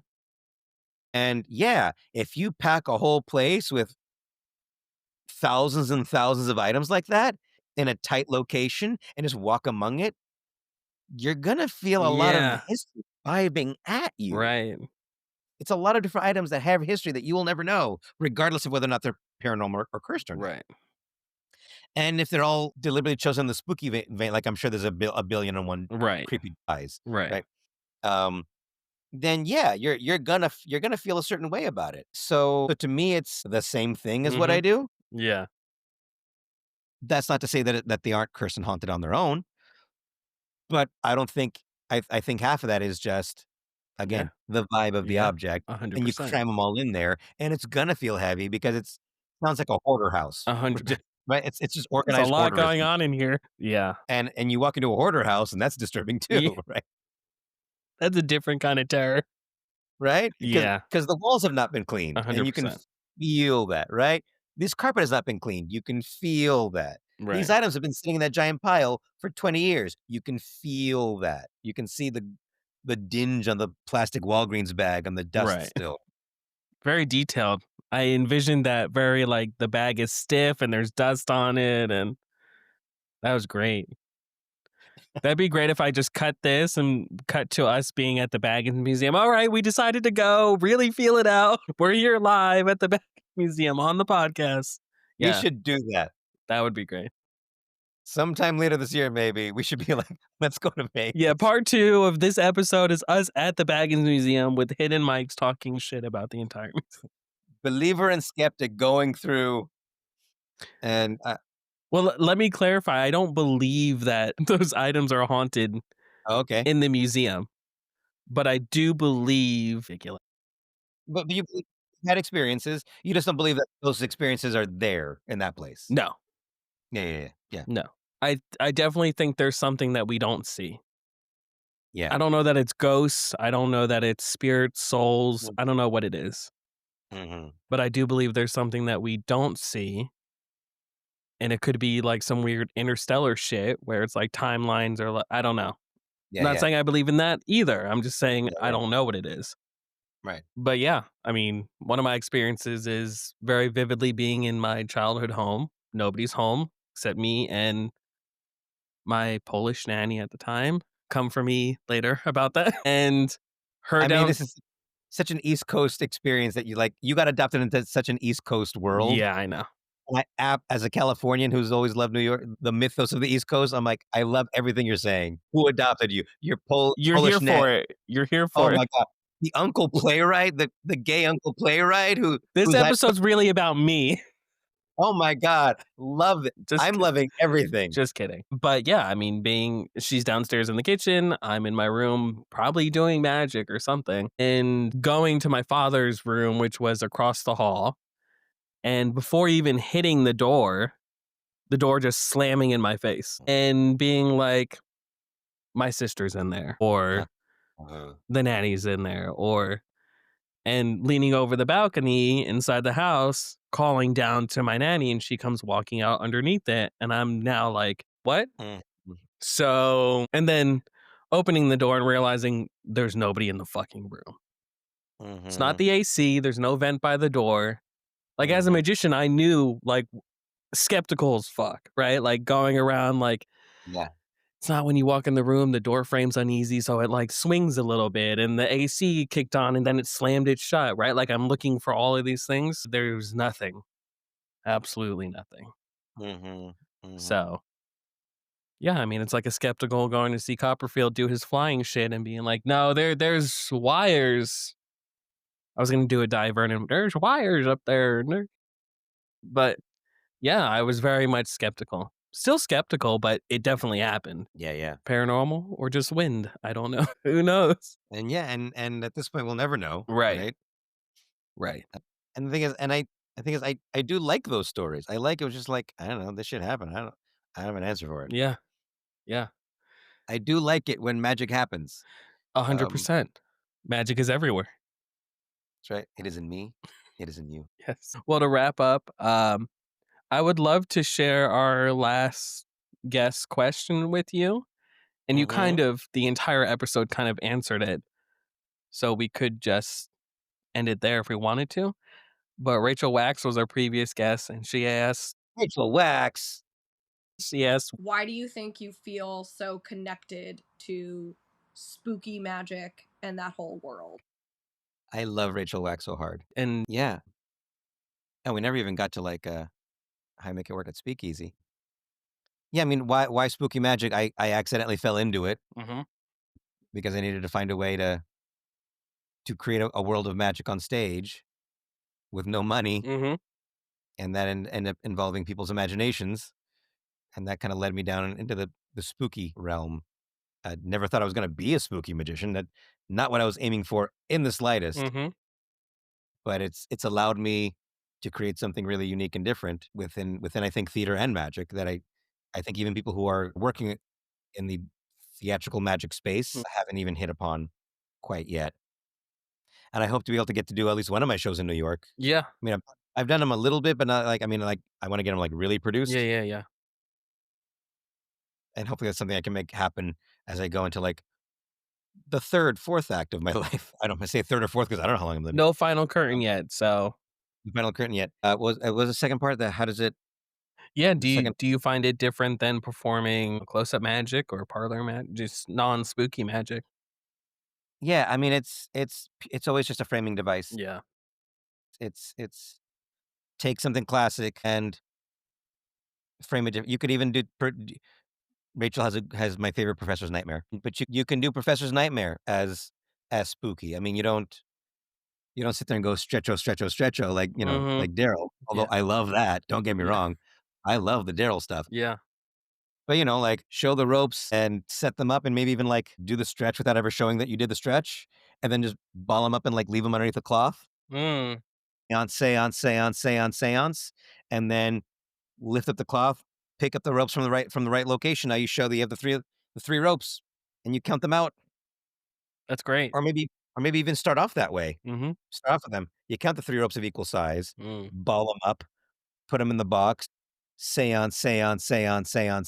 Right? Turn out the lights. Crash, bang, boom.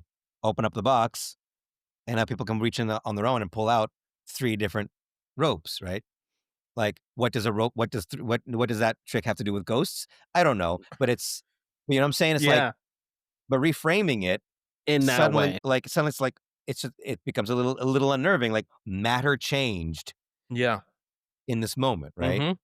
When the lights were low and the candles were lit, and we were trying to communicate to something other than ourselves, right? That's great. So I'm stealing it. Just so kidding. I think it's just spooky. It's just a matter of just reframing what you already know what to do, Mm. and it's from Todd Robbins that I actually learned that yeah, it's like or spooky magic is not bizarre magic doesn't actually have to be scary. It can be funny scary. Yeah. It could be Elvira style, right? Yeah. So I will say, so I guess that's where I will say spooky magic over being different from bizarre magic, Mhm. or an offshoot of it, is that if it's going to be spooky, something has got to feel unnervingly like a threat at Mhm. some. Yeah. And if those ropes change in that box while I held them and the lights were out, I'm gonna freak out, Right. right? Yeah. Amazing. Well, I want to So, thank you for your time. thank you very much. I know. We were joking. We have gotten to nearly 3 hours. Yeah, and people will listen. Will they? And Hi, Elliot. I've got nothing Listening. but good reviews. People are listening to it, and I love that. So thank you everyone for listening. Thank you And for I your have to listen, time. Thank I you have to for listen to being everybody here. else. Thank you so much. I appreciate it. And I appreciate you. thanks. In 6 months, I'll see you in Vegas. We're part 2 of the episode live at the Baggins Haunted Museum. I appreciate you.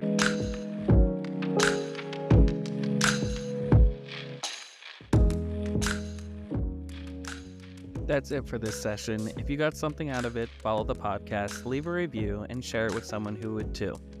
It might not seem like much, but every follow and review helps the MO sessions get discovered by more people who dig these conversations. For more of my writing, magic, stories, thoughts, and everything in between, check out The Dope on Substack. You can keep up with the MO sessions on Instagram at MOSessionPod, and if you want to follow everything else I'm working on, I'm at 1BennyEDALS. Thanks for listening, and I'll see you in the next session.